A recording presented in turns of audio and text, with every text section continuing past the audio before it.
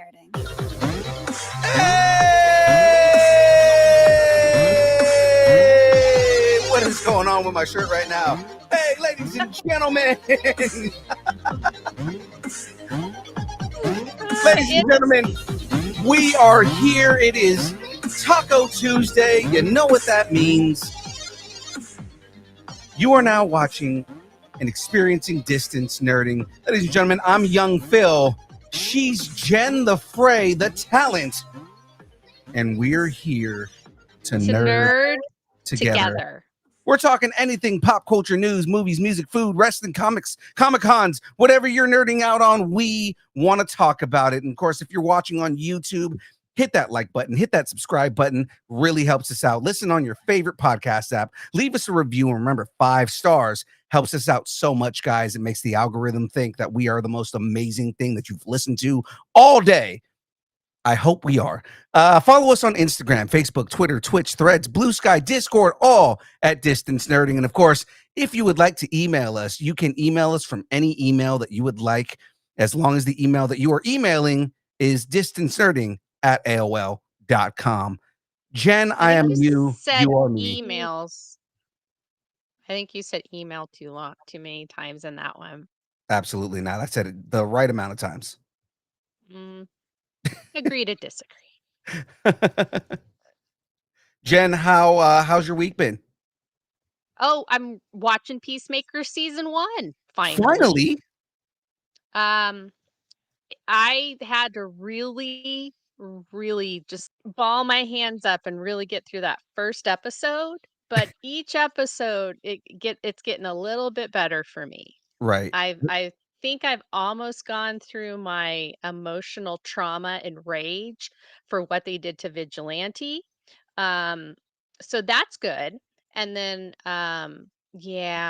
Chris Smith is just kind of a misogynist, But he plays that on purpose. beta male.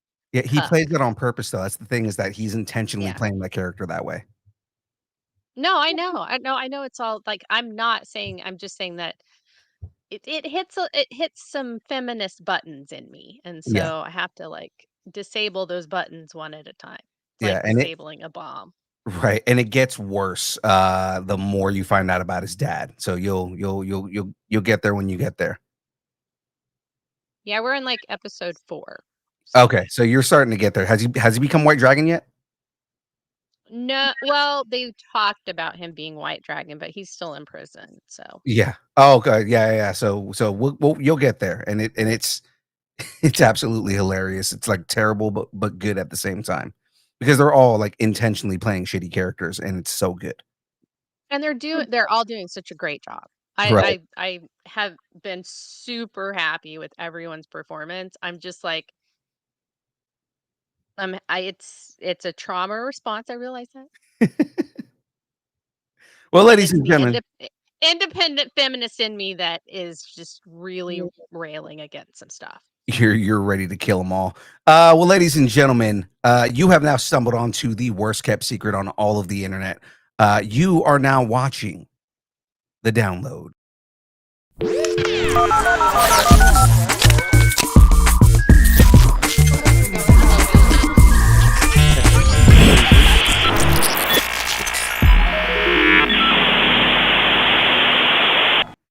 Well, here we are. Let's jump right into it. This week on deck, we've got starting rumors. Villains take over, but Dutch has something to say about it. Oh yeah, I'm so excited for this. The Download. Giant Margot, DCU, MCU, and all the SDCC goodness. That's right. And of course, ladies and gentlemen, rounding out the end of the show, we are going and talking about the Geekend update. Meadowlark recap and Powerhouse preview. That's right. But before we get into all of that, of course, ladies and gentlemen, we've got some shout outs to make. So let's jump into that. But first, let me get a shout out. Ladies and gentlemen, shout outs to Debbie.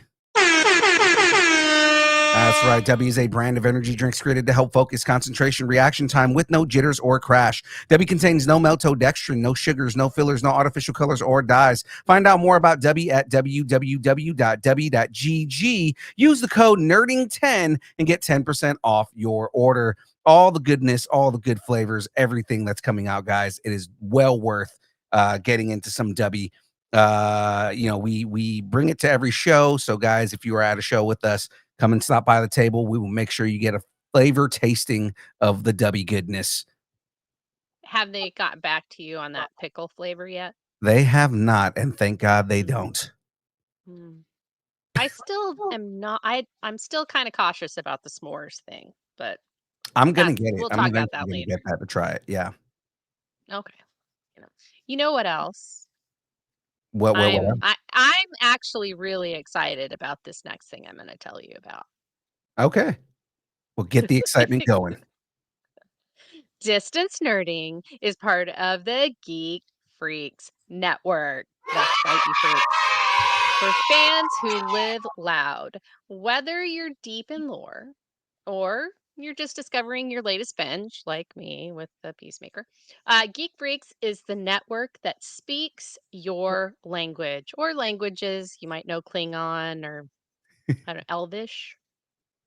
Podcasts that punch, ponder, and power up, including these greats. Challenge accepted, where trivia turns into battle and nerd knowledge reigns. We should get them to come on the Jep Nerdy, and we should go on there. Like we should do like a crossover of trivia stuff. I think that would be fun. I might need to add them to our game stream channel. Yeah, I think that would be great. I was just thinking about that. Sorry, brainwave. Fandom portals. Step through and explore a multiverse theory like a pro. And I like that because they do a really good job on that show. I was thinking about that. They have some almost Frey level theories sometimes. So Fandom portals is fun. They are a very fun show. Interviews and headlines, which is kind of like our the build. But it's hot takes and big guests, no gatekeeping. So whatever the guests say, that's their opinion. And then Anime Plus. I'm not really into anime, but I think Husby would like this one, so I want to mention it. From manga breakdowns to behind the scenes scoops. So it's got a little bit of our show in it with Distance Nerding, which we're on there. So duh. But whether you're building Legos, debating casting choices, or still crying over that finale, we got you. Geek Freaks Network, your fandom, your community, your favorite people. Find out more at gfpods.com. Please put that in the chat for me. Oh, will do right now. So that's it. I'm out. Peace out. I'm done. All right. Well, guys, we've shouted out all of our friends. We've shouted out all the sponsors, but now it is time to move into the rest of the show. Guys, let's start some rumors and get banned in Belarus again.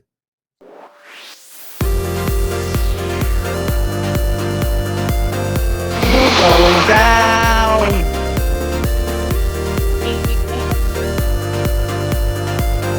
Banned in Belarus.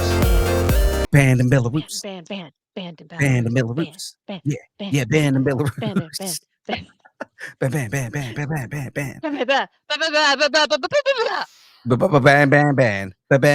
All right, ladies and gentlemen, let's jump into this.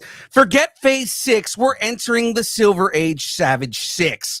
The retro futuristic Fantastic Four First Steps doesn't just introduce Marvel's first family, it name drops 6 classic villains from the 1960s comics: Puppet Master, Mad Thinker, Diablo, Red Ghost, Wizard, and we actually see Mole Man. So Mole Man, they're not full-fledged foes yet, but the film uses them to build a rogues gallery foundation for future MCU chaos. Galactus looms large, but this is Marvel laying track for a villain multiverse with vintage flair. Tacos on the table. Will Fantastic Four First Steps actually drop all 6 vintage villains, or is this just fan-fueled flavor with no real bite? Wow, I'm applauding you for as many alliterations as I put in that. You did a like, stellar job. I appreciate that. Stellar. Thank you. You're welcome. You deserve it. Just give yourself a pat on the back. So my my tacos are on the table for the 6 vintage villains. I think we're gonna get some really cool Fantastic Four stuff in whatever universe they wind up in. Yeah. I agree. Like we're definitely getting a whole bunch of villains, and they're kind of building on those rogues already, right? And I love that we already got to see Mole Man. For those of you who haven't seen the trailer, he's in the trailer, and like all these different things. He doesn't play a massive role, but he's in it. Um and I mean, no, Paul Walter Hauser, he there's like an epicness to the way he plays the character in just like those like 2 scenes that he's in. I don't know what y'all's affection for this man is. He was like, he was good in his role. I was like, oh, is that him? I almost wanted to say in the theater, like, James loves you, but he wouldn't have heard it because he wasn't there. But yeah, He I'm almost res- felt very Underminer, like, the he joke did. with the Underminer. He felt very Underminer, and that's what I liked about it. I really liked the pettiness he had in the scene with Reed. He was I very petty. loved the pettiness. I was like, okay, all right, I can hang with this petty man. So it was cute. It was very good. It Wait, was very good. yeah. So let's go ahead and move on here. From Iron Man to Doom Daddy. Oh, yeah. RDJ's Doctor Doom isn't just a one and done villain. Rumors suggest Marvel wants him to stick around post Secret Wars, possibly becoming a long term antagonist for the Fantastic Four and beyond. That's a major pivot from Kang, and fans seem ready to embrace Downey's darker side. Tacos on the table. Is Marvel seriously positioning Robert Downey Jr. as a post Secret Wars Doom? Or are we all just high on variant fumes? Um, I don't know. I don't know how I feel about having him be doomed the entire way.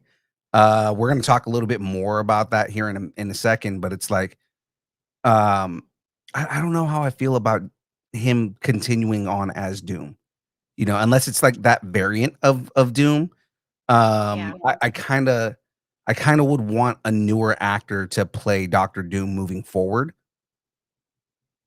Not to say that he's not gonna kill the role, like, he might absolutely knock this out of the park and be a very good Doom, but I like the idea of him being, the invincible Doom, the ultimate version of Doctor Doom, Yeah. superior Doctor Doom, that's what it is.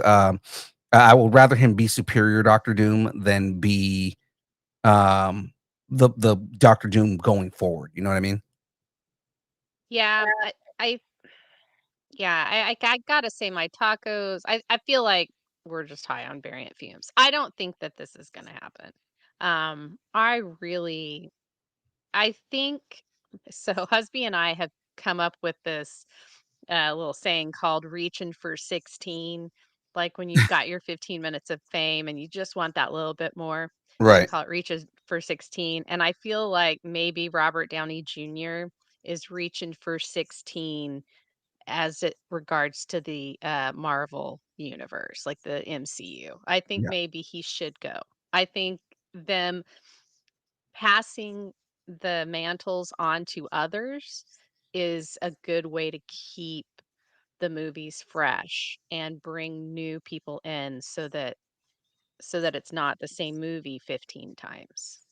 Right, and I mean, So, I would love to see him back as Tony, like, as much as they're saying that they're going to do, like, another version of Tony Stark, like, I don't mind Robert Downey Jr. sticking around, and, if they do a comic book, multiverse, this is how we bring Tony Stark back. My only other side of that is yeah, if you bring Tony Stark back, then that almost makes his sacrifice at the end of Endgame, moot. Hollow. Right. Hollow. It makes it hollow.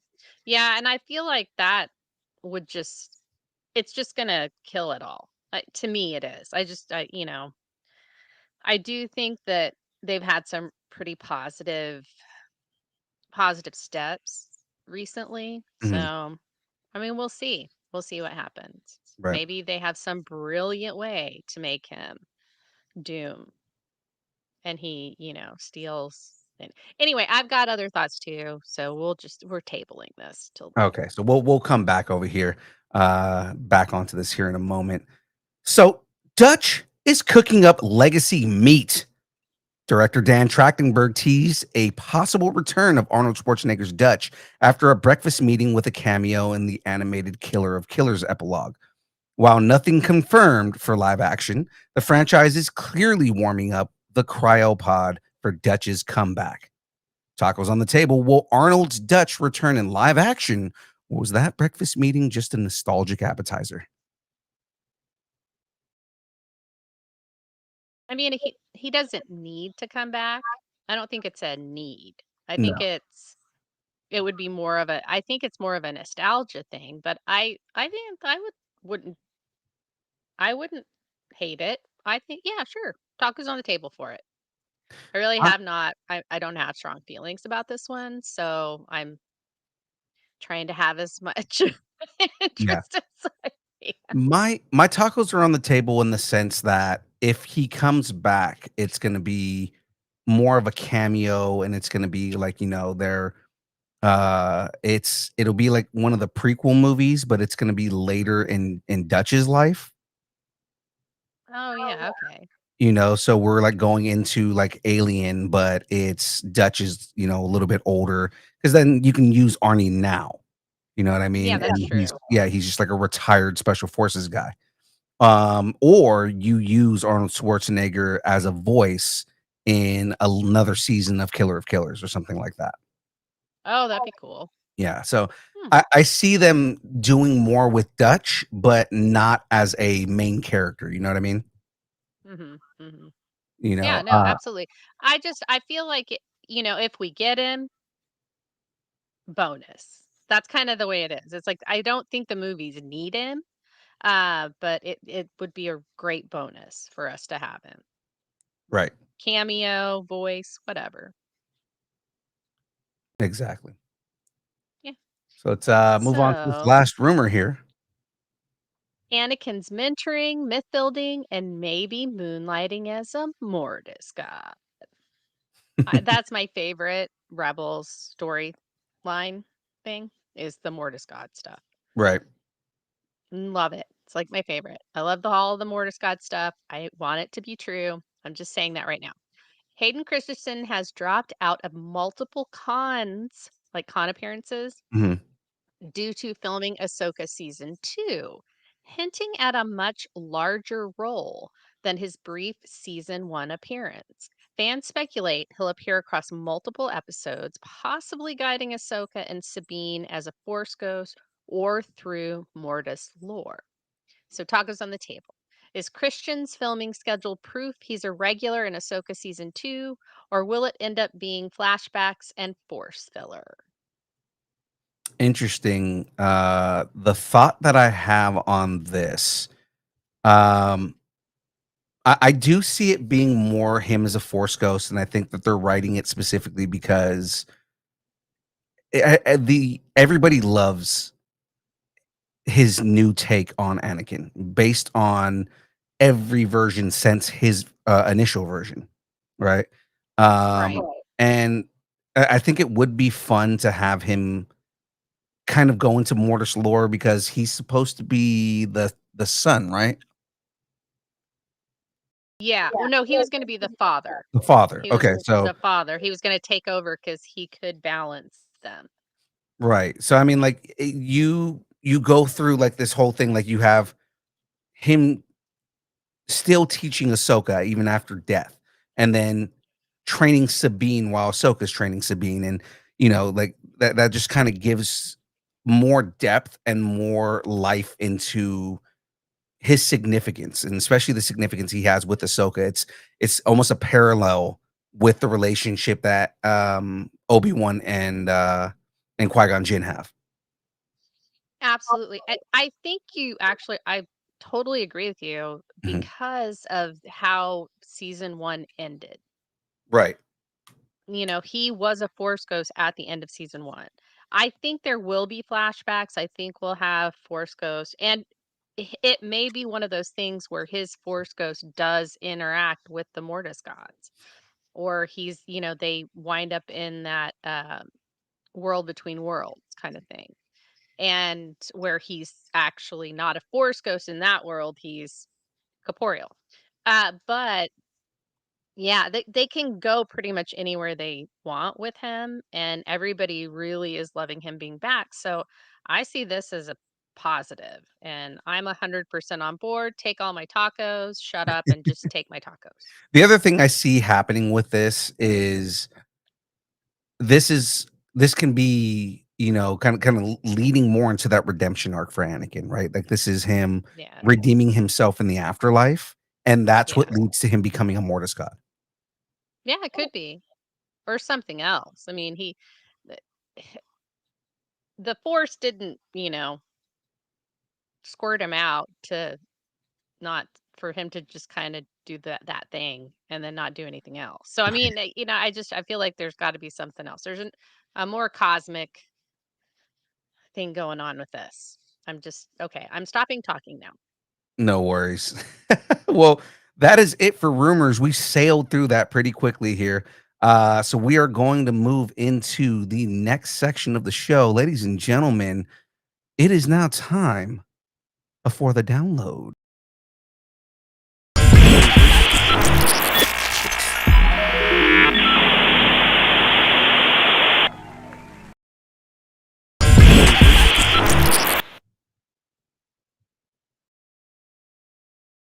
I don't know what just happened right there. It almost seemed like the video didn't play on my end, but it's fine. We'll continue on here. It played Um, on mine. I saw it. oh man, it didn't play for mine at all. It was Chat, weird. chime in, chime in. Let us Well, know. this is Casting Cash. Big swings, weird vibes, and somebody just signed up to look directly at Barbie's feet. Jen, take it away. Mario's climbing the Hollywood skyline one genre at a time. Robbie will star in and produce Tim Burton's Attack of the 50-Foot Woman, playing Nancy Archer, an heiress who hits skyscraper height after alien contact. The project's still circling a new screenwriter post Gillian Flynn. So yeah, That's could interesting. this could it be a like they're gonna do like those old like 50s kind of villain, like those matinee villain things, and then maybe they'll make them their own IP. It seems like Tim Burton would be the guy to do something like that. Yeah. With Tim Burton's kind of sensibilities, I can see them doing this. The thing is I almost want them to do this in the same way that they did it in the 50s. I kinda don't want it to be like, CGI small or, all that. Like, I would love for them to do the force perspective that they did in the 50s. Well, Burton loves stuff like that, though. Yeah, because Like I when think he that did would be Ed cool. Wood, a lot of that stuff was practical.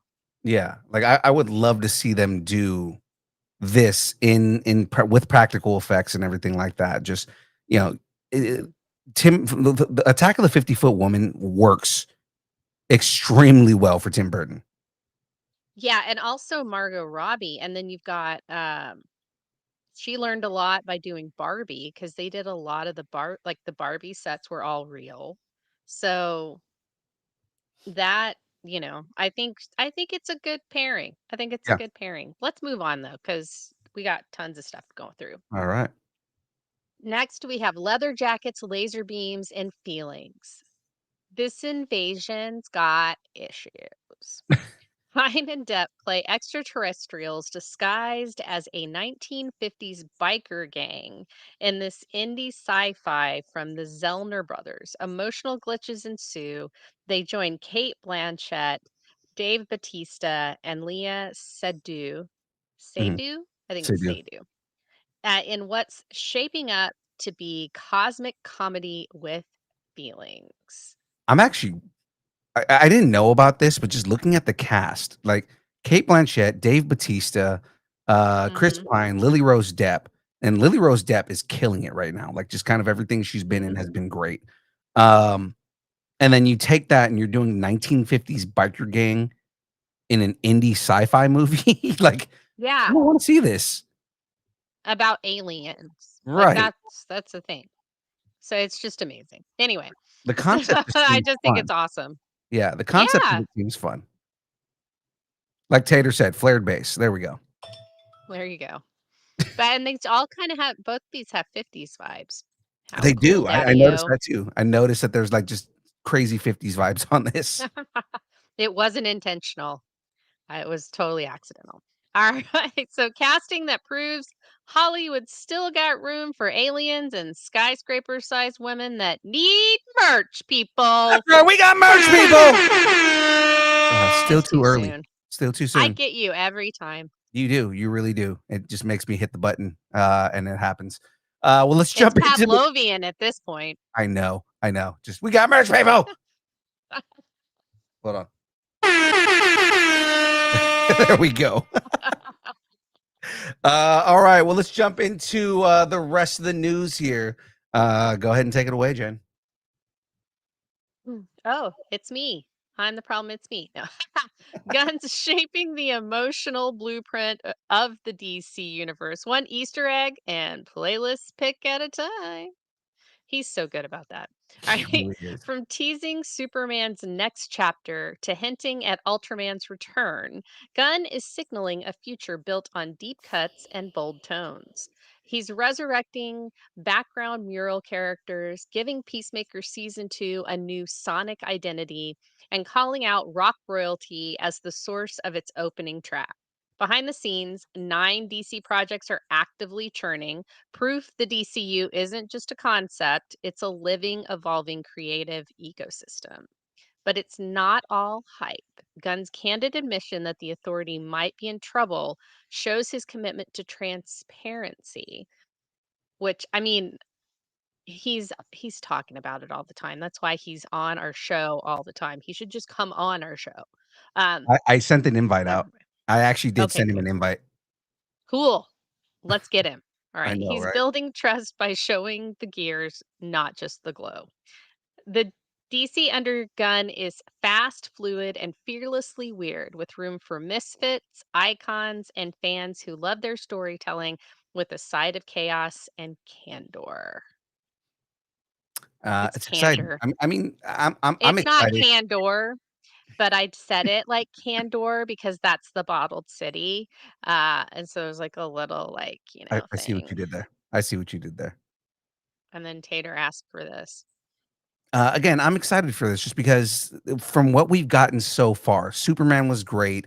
I love Creature Commandos. The next thing we have coming up is Peacemaker, and they're going to address kind of like the crossover with the Snyderverse and everything like that, and almost like a multiversal thing. So I'm kind of excited for all of this because I love kind of his sensibilities and just the amount of how much he knows the comics. Mhm, mhm, Like mhm. like everything has just been comics on screen, and it's like it's exactly what I want out of DC movies. Did you actually see when he posted the mural on Instagram? The Peacemaker one. No, the mural of, from the Hall of Justice. I did, and that was the thing is I remember I was calling out certain characters that I saw in that mural. Yeah, well, I actually think that that mural might tell us what movies are coming, like what things they're focusing on. It could be. So, I mean, because Max Mercury is in it, a couple of times. as a couple of different people. And you've got like Lady Bullet and the Bullet, and then you've got like I don't know, you got there are a lot of people in it. There's like an exiled Amazon in it that has that hammer. I can't remember her name. Don't ask me. So that could You're my be a Amazon expert. nod. You're the one I'm gonna ask. I just can't remember what she was called, but they did a thing where she was actually an exiled Amazon. So Right. that could lead into the character, but that could lead into the Amazon series that they're doing. Like all of these could be leading to other projects, is what I'm Right. saying. So people are just like, these are who's there, and I'm like, yeah, but what groups are they in? The other What does thing that about mean? the other thing about James Gunn is nothing is ever an accident when it comes to what he shows on screen. So if he Right. shows something on screen, it's exactly what you're saying right now is that, it is going to be 100% something that shows up later. Whether it's just, hey, look, this is how long metahumans have been around. Right. And I mean, it could be that, but obviously those are stories that could be told. We've got a speedster in there, so that means we're going to get speedsters. We've got Mm. an Amazon, we're going to get Amazons. We've got the scientific accident kind of thing. Yeah. And so that's a nod to Flash, or could be like a Green Lantern thing. I mean, there's so many different things. There's Yeah. the Silent Knights in there, Phantom Ladies in there. So does that mean we're gonna get All Star Squadron, or Uncle Sam and the Freedom Fighters? They could go all of these different routes. But There's see, so many different things. I mean, they just talked about Sergeant Rock is moving forward again, and it's like, okay, well, if Yeah. Sergeant Rock's happening, then Uncle Sam and the Freedom Fighters makes sense, Right. So because then that are would we be gonna around the same get era. a Phantom Lady appearance? Like that would be amazing. Right. So, That actually makes me think that, like when you have these period pieces like Sergeant Rock and things like that, that's where we get those types of characters.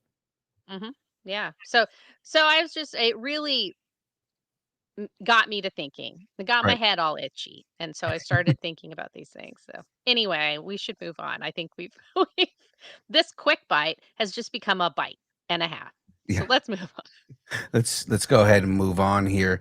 Uh Please rewrite Marvel's building the final finale with bricks, chaos, and a lot of caffeine. Sorry, phase rewrite. Please rewrite me because I said that wrong. Please rewrite. Yeah, please rewrite. No, phase rewrite. 3 months into production and the script still getting tweaks, with the creative team claiming there's plussing happening every day. That's Marvelese for constant revisions, mid-filming brainstorming, and a whole lot of creative panic in motion. Translation, they're rewriting on the fly and hoping the multiverse gods sort it out. It's improv, but with capes. Yeah. I agree. I think that it's okay. So this is just the business model of DC versus Marvel. This Mhm. right here, because the story before this, James Gunn was talking about how authority might be in trouble. And that's because the script's probably not where he wants it to be. Right. But you've got this huge event that they're doing, and they're still rewriting it. It's been 3 months. They should know what the vision is, and they shouldn't have to rewrite this much. So that's what I'm saying is it's just business model differences, and I have to say I really like the DCU business model more than the MCU business model, because I have less anxiety. Right. So, and also like it cost overages, people have to come in when they weren't contracted to come in, that's more money. Like, so just it just balloons everything, which means they have to make more money back. Does quality suffer? It could. I just feel like it's a lot. Yeah, and again, I'm feeling like Feige is just seeing the quality that is coming out of DC, and it's like I've gotta start playing again. Like, I feel like he got complicit for a while, and it's just like it's time for me to stop playing around and get back in the game. Yeah, no, I agree with you. I just don't. Maybe I'm just high on DCU right now. I don't know. It could be. 'Cause I mean, they did a really good job with Fantastic Four. Now, it's is it the most amazing movie ever? No, but it is better than some of the other FF movies that have been out there. So, I mean, like It is a solid Fantastic Four first movie. right. It really is. There's like little tiny plot hole, and the CGI with Franklin. You know the scene at the end. Mhm. Um, that CGI was horrible. But other than that, it was a great movie. So I'm not like loved how Pedro and Vanessa, I loved their chemistry. I loved how they were together. When she was freaking out, he was calm. When he was freaking out, she was calm. That is a marriage. Yeah. That's a marriage right there. But there's And also just Johnny, I was gonna say the mm, family dynamic with all of them, right? Like, they are yeah, yeah, they are a family. There was hmm no it didn't feel disjointed at all. Like, all of them felt no, very together and on the same page.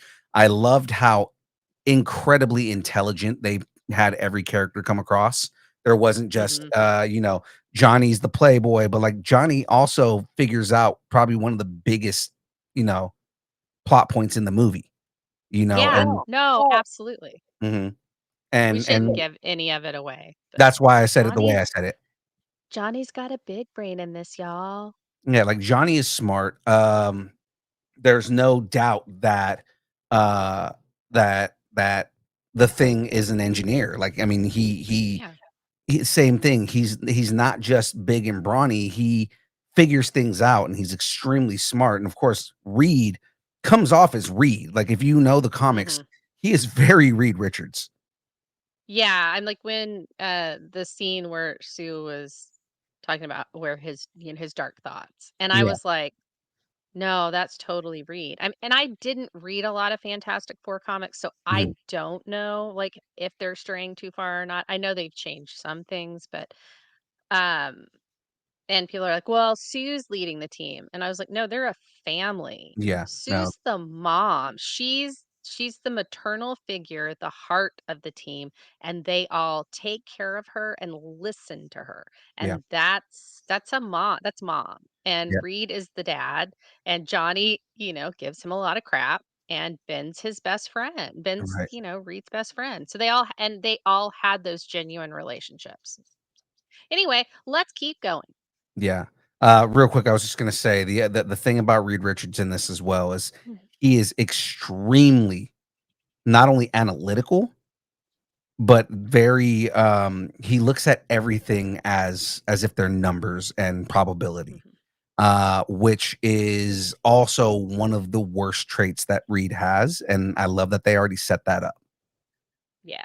Oh, yeah. Because he does look at things as, well, the probability of something happening or the numbers behind this, and that kinda leads him in the comics to make really bad decisions, Mhm. which is where a lot of Yeah. people will be like, "Well, Reed is a villain in the comics sometimes." Like, no, he just makes bad decisions based on numbers. He's such a scientist that he puts science before his emotions. Yeah, And absolutely. yeah, and he That's and yeah. yeah, and they very much did that in this, that he is not super emotional. Like, he's very emotional, he's very in touch with his emotions, but he's a scientist first, and that's one of the best and worst traits that Reed Richards has. Yeah, he needs to solve the problem. He's Right. a needs to solve the problem guy, which is also very similar to Tony. So I can see the parallels between that. Whereas like maybe Howard Stark and Reed Richards would have been friends in Absolutely. the main MCU Right. universe. But let's move Yeah, on let's move on. to Tony Stark, shall we? Or Absolutely. Doctor Doom or Dr. Stark, something like that. Feige's been playing villain chess since phase 3. Kevin Feige casually confirmed that Marvel considered Robert Downey Jr. for Doctor Doom long before Quantum Mania blipped in onto the radar. It's an alternative reality flex and a reminder that no casting fan theory is too wild to be true in Kevin's multiverse playbook. Translation: never underestimate Marvel's ability to recycle royalty with a villainous flair. So I mean, I talked about this in the rumor section. Is yeah, they've been kind of like, it seems like he's been planning on RDJ to be Doctor Doom for a while, but in the end, I like it when you're like, if they go the route of him being superior Doctor Doom, but just Yeah. that variant of Doctor Doom. Like again, Mhm. I'm still in the camp of, I would rather Cillian Murphy play Doctor Doom. I think he would kill it as Doctor Doom. And I kinda want John Krasinski to do it. John Krasinski would be fun too, considering that, Mhm. in another multiverse that he was Reed Richards. So I mean, I like Yeah. the idea of that. I mean, it would just be something fun to play with. Although Mhm. I really think that we're moving towards the Illuminati, with Fantastic Four. There's something in the movie that, like, pinged Illuminati for me, and I can't remember what it was, but I think we're moving that way. Maybe it was the Future Foundation, but I don't know. Anyway, Yeah, and that also would set up World War Hulk. So yeah, there we go. all right, well It let's was just vibes, people. It was vibes. I don't have any information on the Illuminati coming soon. So, right. Yeah, we don't know. The Illuminati's been in Marvel, and that's the thing, is we know that they've already set up the Illuminati exists. So now yeah. we're gonna like, this would be a way to form the Illuminati in this universe, in the 616. Yeah. So I just, it's one of those, anywhere there's a Reed Richards, there's probably an Illuminati Right, somewhere. right, exactly. Okay, All right, let's let move me just on do here. this. Da-na-na-na-na-na. Da-na-na-na-na. Fresh roster, savage stakes, and X marks the danger. The incoming X-Men director says the reboot will be recognizably different, with ambitions to tap into the massive scope embedded in the comics. After years of scale downs, this could finally be the comics level narrative mutants deserve. Translation: less leather, more lore. They're going full Omega level this time, and I'm here for it. Exactly. It was cosmic level narrative. But comic level narrative works just as well. Yeah, I mean, Just as well. right, right.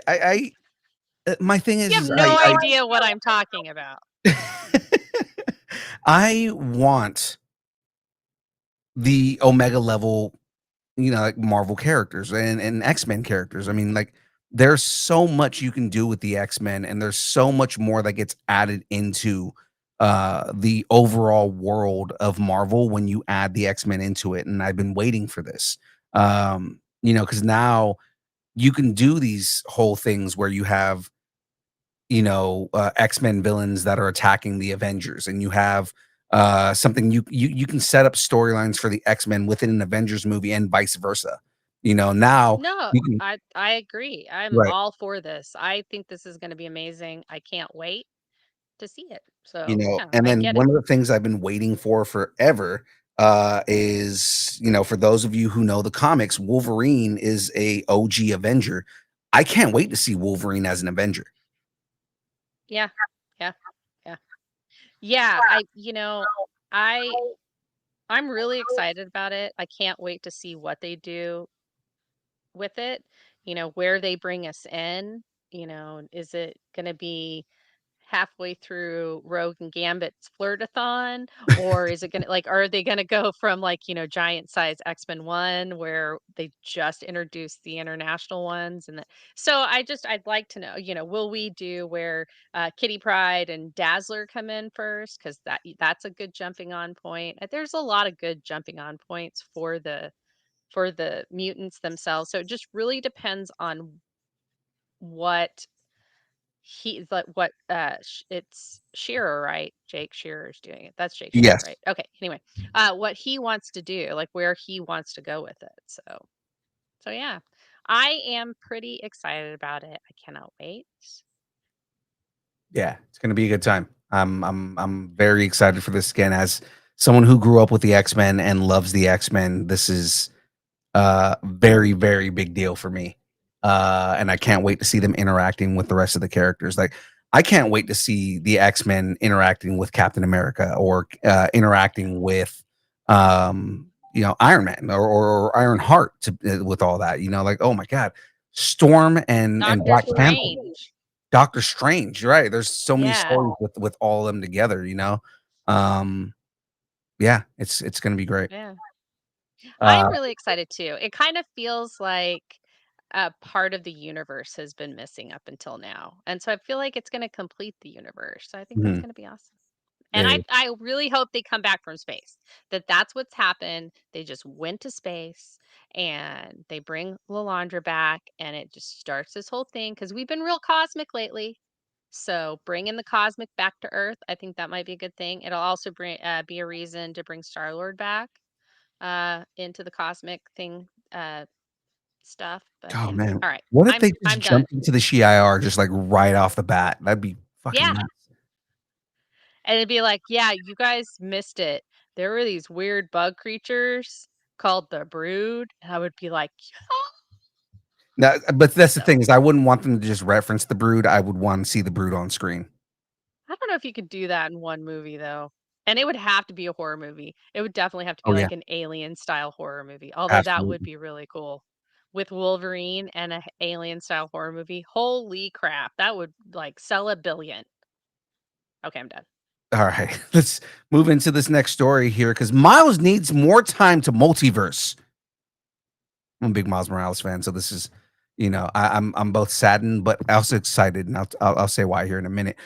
Sony announced a delay for Beyond the Spider-Verse, now set to release in June 2027. It's a long wait for Miles Morales fans like myself, but also a chance to go even deeper into glitchy multiverse storytelling. Translation, it's not ready, but when it is, it'll probably melt your face with excellence. I was talking too fast and I couldn't say excellence correctly. All right, well, Oh, I this, liked it. this is where I'm excited for this is the excitement is that, at least now we're getting updates, right? Before we weren't getting Mhm. updates on what was going on. We didn't know what was happening with Spider-Verse. At least we know now, it's it's 2 years out, and that's where I'm upset about it is it's 2 years out, right? It's like I've got to wait But 2 you years for want it to Beyond the be a Spider, quality product. and that's kind of where I'm willing to be patient, like, 'cause I wanna see the conclusion. I wanna see what happens between Miles and the alternate version of himself where he's the Prowler. I also want to see that relationship between him and his uncle and kind of like, yeah, he got some family members back. You know what I mean? Like there's a couple of different things that are going on. And it's kind of like, yeah, okay, I'm more excited that we're getting an update finally, but I am just a little upset that it's going to take so long because I've been waiting so long already. Yeah, I feel like I don't know. Maybe I'm not as invested in Mhm. the whole Spidey, Miles Spidey, Peter B. Parker thing. It's very cute. I do adore the movies, but I'm just not as invested as you know, as I could be, I guess. But no, I'm okay with the wait as long as it's going to be good. In if we have to sacrifice time for the good of the animation and to make it as good as the other two, Mhm. I will wait and I will happily do so because there is a shit ton that we have to watch already. So, And supposedly this is also supposed to all tie into um Spider-Man 4, and it's supposed to tie into like this is supposed to be how they introduce Miles Morales into the live action universe as well. right. So they also want to make that and and there was something a cut like I want to say a couple weeks ago that um Feige was saying that it's not time for Miles yet. Yeah. Something else needs to happen before Miles comes in. Something like that. And I was just like, "You know what, dude? Read the room. Everybody wants Miles. Read the room." But I think what it is what where he's saying is like, it might be because they're waiting on this last film to introduce Miles. Because what he was also saying a while back is he would like to use these movies as the the the the backstory for Miles Morales, and you Oh, use that okay. Yeah. multiverse to bring Miles Morales into the universe. So I think Nope, I'm he's willing not to getting wait. off the hook. Nope, not off the hook with me. Well, see, because No, no, I no, I no, wouldn't no. I wouldn't want another origin story told for the character. I'm fine with Mhm. just bringing Miles Morales into the story. You explain how he kinda crosses into the multiverse, and now Miles Morales is in this universe, and his entire back if you wanna know his backstory, go watch the Spider-Verse movies. I'm all for that. I'm not saying that. I'm just saying that, that Feige needs to concentrate on not having a script in uh that's being rewritten 3 months into a movie's production. That's all I'm saying. That's all I'm saying. Right. Well, Yes, it's, Tater's like flirting with creepy baby right now. yeah, it's weird. Let's Eh. let's go ahead and move on here. Cannot believe you're making me read this one. Because one jungle planet isn't enough for Cameron. Cue the graphic. My bad. I didn't realize I didn't have it on the screen. Boom. James Cameron is developing an Avatar animated series that will explore new cultures and ecosystems across Pandora. Think spiritual whales, flying rocks, and lore so dense it'll make Navi linguists sweat. Translation: he found new glow in the dark creatures to emotionally devastate us with. That's that's good. I like that. Did I I like deliver it with gravitas? Was it the You did. gravitas it needed? The amount of gravitas that James Cameron would deliver himself. I almost went like, David Attenborough with it, you know, James whole Cameron like, has developed an Avatar animated series. right. That's my best David Attenborough. It's not good, but hey, it's there. It's better than mine. So, I I'm not gonna watch this. I said it. I'm not watching it. I watched the first Avatar. It was okay. It wasn't like I was like, "Oh, good, blue people and they're really tall," and this It's Dances with human Wolves. guy's trying to get his rocks off with them. Yeah, Great. it's And Dances with Wolves with giant cat people. yeah, so I skipped the second one. And has there been a third one yet? This is the third one. The Fire and Ash thing's the third one. Fire and Ash is the 3rd one, Um, yeah, so that's the next yeah, one coming out. we saw the trailer. I don't care. I mean, it looks interesting. I never saw the second one, so I don't know where the story's at. I think part of it's because it's a 3-hour movie, and I just haven't gotten around to watching it. Not that I'm not interested in watching it, I did enjoy the first one, Yeah. but I just haven't watched the second one yet, and the third one, again, it looks interesting, but it's kind of like, I'm not gonna go watch the third one if I haven't watched the second one yet, so Yeah. I just look, I'm not an Avatar fan. I'm not this Avatar fan. Give me Avatar, The Last Airbender. I'm right there. Whatever you want. But it's actually news for that came out it's today. gotta be due. I know I just saw it, Stephen Yoon. Anyway, we'll talk about that next week. Yeah, we'll talk Uh, about it next week. but I just I can't seem to care. I cannot seem to care. James is in the chat Make me right now. care, Phil. Make me care. James is in the chat right now. By the way, ladies and gentlemen, James has got a family thing going on right now, so that's why he's not here. But he's saying he did like the second one more than the first one. The second one raises the stakes. Okay. I don't know. It's just I don't like it. Well, It's not my thing. let's move on to the next story here. And I feel like that I can do that. I can have it not be my thing. So,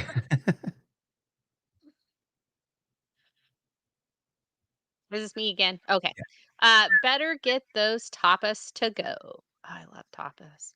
In Daryl Dixon's season 3, the apocalypse road trip takes a turn towards Spain, reuniting Carol and Daryl for more crossbow therapy, this time with flamenco backdrops and moody ruins. Translation: same trauma, new time zone, flamenco walkers, anyone? Oh God. God, that would just be weird in the world of Walking Dead. You just have like walkers that are dancing flamenco. Yeah, like do do do do do do. And then they're like brains. Do do do do do do. Ole! And you just see Daryl look over at Carol and just crossbow them all in the head. Right. Carol's eating a cookie. All right. Uh, I mean, interesting. I stopped watching The Walking Dead after like, ah man, the season where they killed Stephen Ewan was like the last one that I watched. Hot take, or actually, secret time. I've never watched The Walking Dead. I read the first 8 issues of the comic book series, and it Mhm. wasn't for me. So I felt like a TV show about it also wasn't for me. So yeah, I haven't watched it. The first couple seasons were good when it was about a group of people trying to survive the apocalypse and dealing with zombies, and just kind of the relationships between the people and everything, when they find survivors. But then when it started becoming, oh, we're finding whole cities, and now there's like people trying to kill each other and all this other stuff. Like when it became Arma, was like, this is where I'm done with this. I'm not interested in this anymore because it went from like, okay, here's a small group of survivors that are trying to survive to now the entire world is repopulated and it's just a bunch of people trying to kill each other. And Yeah, it becomes like dystopian Mad Maxy. yeah, and it was just kinda like, I'm not interested in this anymore, and then they started doing, like, they did the one that takes place in LA.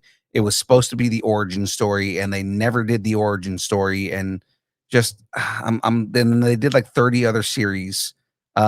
This show with Yeah. Daryl Dixon, as interesting as the idea is, they took a character that they made for the show that wasn't in the comics and gave him his own show, and he is a fan favorite. Daryl Dixon's fun, but Yeah. yeah, I mean, I'm just I lost interest in the show when they got into like season number 33. Well, maybe Spain will get you back into it. Probably not. Oh, like a bullfighter? How about this? It's like a bullfighter zombie thing, and they have to like run the bulls or something. Isn't that like a Spain thing? That's a Spaniard thing, yeah. Yeah, so like they could do that. Running of the bulls, zombie style. Right. You just have zombie bulls coming after you. Right. Like that dead polar bear in Game of Thrones. Ugh, Oh, that was like, hilarious. this is Okay. bullshit. And you're just running from bulls. Yeah, just like, ah, thunk, thunk, thunk. It's not working. Oh man. Carol's Sandra, throwing cookies at them, and they're not, whatever. yeah. Let's move on to this next story. It's actually something that I am excited for. Kratos goes softcore storytelling instead of hardcore. That's right. The showrunner admits they're no gaming expert, promises to honor Kratos' emotional journey. Expect father-son angst with a healthy dose of monster dismemberment. Translation: less button mashing, more dad crying while slaying monsters. I I would watch this. I'm excited for this, but the only thing is so I know they announced because originally it was supposed to follow the original games, but they announced like last week that they reworked it and now it's just going to be following the Ragnarok games. And Yeah. it's like, okay, that's cool, but I also kind of like acknowledge. Can you guys acknowledge the Greek mythos and kind of where he came from and how he became a god? Because I like the idea of like what they did is like, the gods are moving across like different parts of the world. So like, he starts off as a Greek god and then he becomes a Norse god, and I'm sure they're gonna have him become something else in the next set of games. But it's Yeah. like you're gonna Maybe go right Irish. you're gonna go well, I mean, like, you're gonna go right into the Norse stuff, but, like, if they don't acknowledge the Greek stuff because he basically is a demigod that becomes a god because he kills Ares, Oh, yeah. Yeah. you know? Well, I So mean, maybe they won't acknowledge it at the beginning. Like, they'll start off with this and then they'll tell his story yeah, as I they mean, go. I want the Greek story of this because that's what got me into, God of War, you know? And it's like, okay, cool, you guys are going into the Norse and, you're capitalizing on that. Everybody likes the Norse mythology, but, like, you can do the Greek version of this and, there's a tragedy behind what happens with, uh with, like, everything with him, I mean, like, Mhm. if you look at what happens to Kratos in the original games, right? Kratos, spoiler for anybody who hasn't played a game from, like, 20 years ago, but I mean, like I haven't played any of them, by the way. I do okay, wanna play them, but you can spoil the heck out of it, I don't care. yeah, I mean, my issue with going right into the Norse stuff is the story of how Kratos becomes a god it starts with he is he's a Spartan warrior. He essentially, it's almost like Hercules, right? Like the actual Hercules story, not the Disney Hercules story, but like essentially Ares kills his entire family, his wife and his children, and the ashes of his children become his skin. So that's why he has the white skin, right? And the whole thing is him like he gives his soul to Ares in exchange to protect his family, but Ares kills his family. And so the Does that whole mean he got his soul back? the whole arc of the 3 games.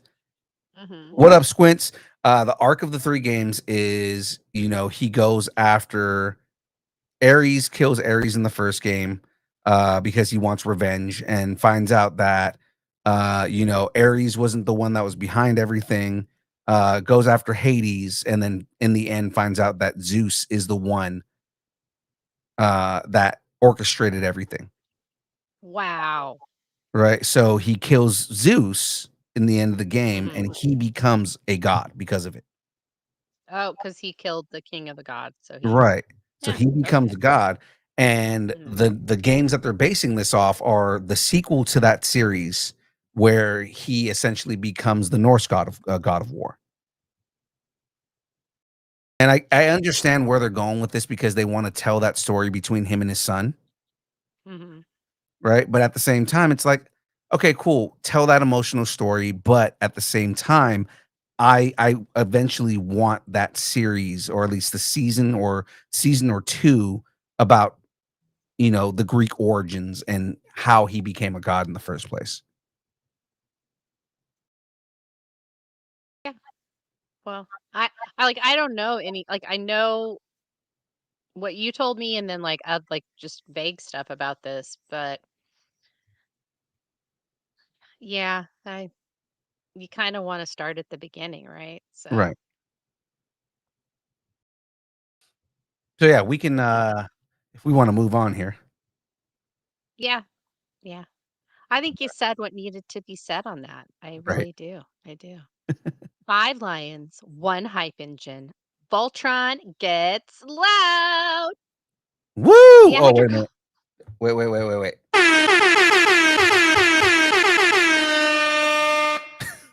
Yes, yes, it needed that. The actor calls Amazon Amazon MGM's upcoming Voltron flick wildly entertaining and suggests a sequel may follow. Nostalgia mechs assemble and it's morphin time with upgraded drama. So it's Sterling K. Brown was the actor. I don't know why I didn't put his name in that. Weird. Uh, translation: Childhood chaos is getting a glow up, and we might need more lion limbs. I mean, like, how many limbs does a lion have? Like 4. So really, 4 is all you're gonna get. It's kind of yeah. Anyway, what do you think? Uh I'm excited in general for this. I've felt for a long time that we needed a Voltron movie. I love that he is kind of already on top of it and saying like, "Oh, we're gonna have a sequel. It's gonna be happening." Um, I Voltron is something I grew up with between that and Thundercats. Robotech. Oh, Robotech was sorry. another one that I loved, but I mean Voltron and Thundercats were like the two shows that I just like, I watched that, and then on top of that, G.I. Joe and Transformers and all that. And I mean, we've already gotten versions of those. It's time to have Voltron. And Sterling K. Yeah. Brown is an amazing actor. I can't wait to see what he does with it. Yeah, he seems really excited about it too. Uh, saying it's wildly entertaining. I think that's like such a compliment for Sterling K. Brown because he's so serious about his work. So yeah, I think it's gonna be fun. Yeah. I claim the blue leg. I don't know. I have no idea what is what in Voltron. I didn't get into Voltron. A lot of stuff on here I didn't get into. Weird. It's 5 mini bots turn into one super bot. Uh-huh. They're Yeah, it's a whole Transformer thing. Let's just start talking about Transformers and cars now. I mean, we're going there anyway. Voltron is one step away. from being cars. Like, why would they be like lion robots and then they turn it into a giant mech? Because Japan, okay? Yeah, yeah. And you know what? That makes more sense to me than Transformers being cars. Just saying. That's just my opinion. What we need is 5 lion bot rings. Yeah, we do. We all need our different rings in order to control our lion bots. Yes. That reminds me of the Venture Brothers version of that. Oh god, I remember that episode. It was just Oh, that was so funny. there's a Rick and Morty episode of it too. Yes. The Where Rick and Morty episode was so good. they're just so good. all making fun of it. Like Rick just wants to collect all of them. So it's like, I've been trying to collect these my entire life. Right. And then Jerry. Oh my God, Jerry. Oh, poor Jerry. It's so good. All right, let's move on to this last story before we get into the main part of the download here. Spawn might finally spawn a new movie because we've been waiting for this for like 10 years now. Todd McFarlane confirms a director reveal is imminent for a long delayed Spawn movie, nudging the shadows closer to a full resurrection. Translation: the shadows are twitching. Actually, production may be imminent. Mm-hmm. Uh-huh. So I know I'll believe it when I see it. so I know he got with Blumhouse a while back for this, right?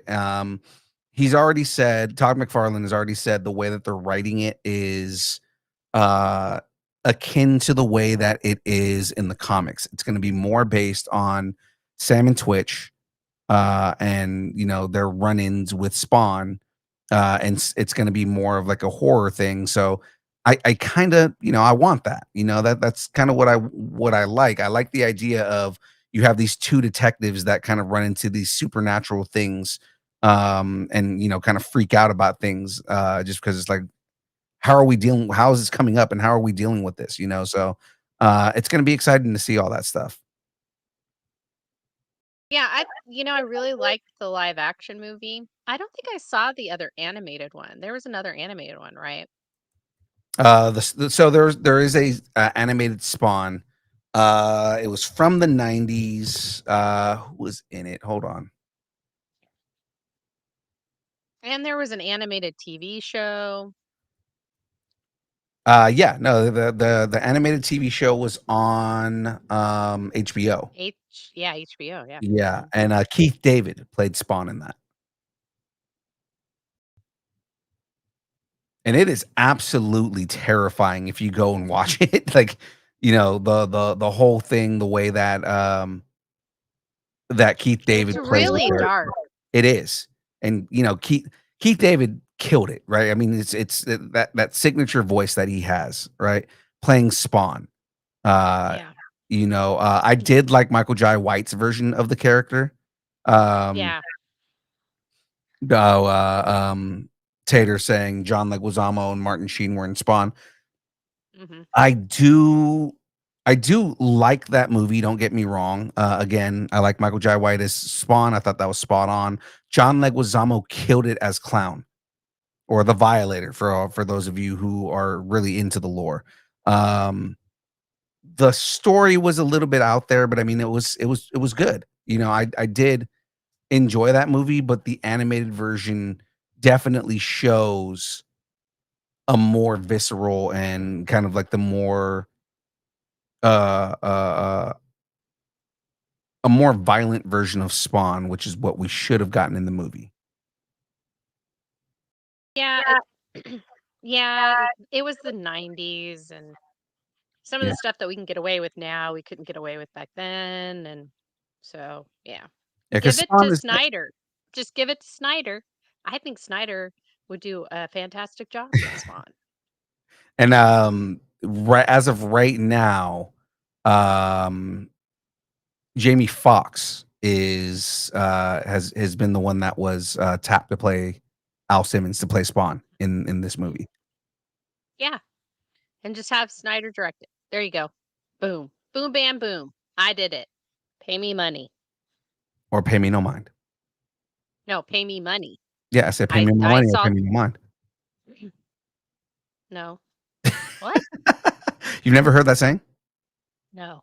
Yeah, pay me my What's the money or pay me saying? no mind. Pay me my money or pay me no mind? Mhm. Means give me my money or don't bother me.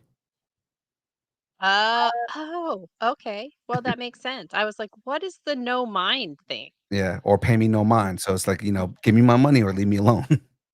Okay. So either pay me or shut up. Right. Okay. All right, cool. All right. So I am checking in with our guest right now. Okay. He said he's ready. I'm just double checking and sending the link again. Oh, he's already here. There we go. Well, ladies and gentlemen, before we jump into the next story here, because we are going to be jumping into all the SDCC goodness, here to join us to talk about San Diego Comic-Con, ladies and gentlemen, from the Geek Freaks Network himself. Ladies and gentlemen, please welcome to the show, Thomas from Geek Freaks. What's going on, everybody? Thanks for having me, man. I appreciate it. As you can tell, a little under the weather. I went pretty hard over at Comic-Con, so I'm feeling a little rough. So bear with me, everybody. I hear you, man. I'm still Whoa. recovering myself. Comic-Con crud sucks. So Yeah. I feel so bad for you both. It'll take about a week and you guys you'll be fantastic again. Yeah, Yeah, man. I want to be fantastic. There you go. I want to I be a was Fantastic Four. Oh yeah, Maybe even I was five. so sluggish today. Like I just did not want to wake up, and then it was like went to work and was just like, why am I doing this right now? Yeah, yeah. It is it's always a great event. I will say it's gotten crazier since I've started going to it. Yeah. On preview night, which is supposed to be the night where you have an exclusive ticket to go there, right? But then, normally you get the 4-day pass. Preview night was shoulder to shoulder. Like it was so packed. This whole weekend was crazy. And then, the lack of sleep, the too much drinking, and the not enough food on my end is the issue here. But it was a great time for sure. Yeah.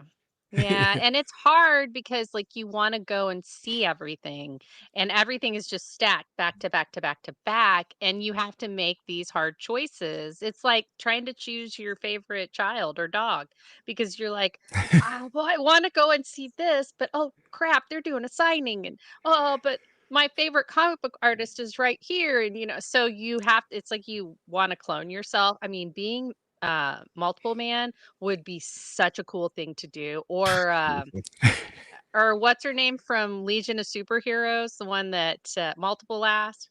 So what did she call herself? I can't remember. Phantom Sure. Girl. You Anyway. had me at multiple man though, and I do agree with you. And you are so right. That's something I always tell everybody, and I've only been fortunate to go 3 times. I love it, but with San Diego Comic-Con in particular, you cannot go to everything. Like you'll have your schedule, and there was a moment where I was like, okay, well, Jim Lee's going on right now, and then Robert Kirkman's over here, and I'm like, which one am I going to go to? and you have to decide the half an hour before which one you're going to, and then you are stuck there because if you try to jump back and forth to rooms, it is not happening. Yeah. And then this year especially, there was so many cool activations. Like it's not just the convention; it's everything that falls out into the city. It was crazy. So I missed so many panels I wanted to go see. I missed so many activations I want to see. So many. Just there's just not enough time, even over the 4 or 5 days. Yeah. Yeah, and I still feel like there was too much. Like it's just crazy. Yeah, that's exactly what it's like for when we go to LACC. It's there's so much going on and so many panels, and you know, for the most part, there's usually always someone we know that's doing a panel. So we're just like, oh well, we want to go and Right. support friends, but at the same time, like this is going on over here. Like this year, they announced that all of the WandaVision cast is going to be there. So like all the Right. people from WandaVision. So usually at LA Comic-Con when they have those kind of things, there's usually an announcement. Yeah. Yeah. So I'm Yeah, just like, yeah. oh, what are they going to announce, man? You're right. You're right. You know what I will say though, like I'm spoiled because I live here in San Diego, so it's like I just get to take the train down, or it's like a short drive to the convention center. But the one thing I like about LA Comic-Con compared to San Diego is that when you walk in, right, they have that main stage that's right in the center, Mhm. and it's so cool. Like that's so great. Yeah. There's no Hall H either, right? So that's the other thing. Like, forget the regular panels you want to see. If you want to try to get into Hall H, that's all you're doing that day. Like my Yeah, you have to Saturday. stand in line, and you might see like 3 panels you don't really care about just to see the one Right, panel you right. do care about. I actually used to work it, so Oh, I there you lived go. in San Diego for years. So yeah, I worked it. Nice. The first comic book convention I ever went to was San Diego Comic-Con. Dang. That's like the first So, game you go to is the Super Bowl. Like that's right? just yeah, yeah. Just Yeah, as good so as it I went gets. to that, and then I went to like a Wizard World, and then I went to like one of my local ones, and I was like, look, they're local.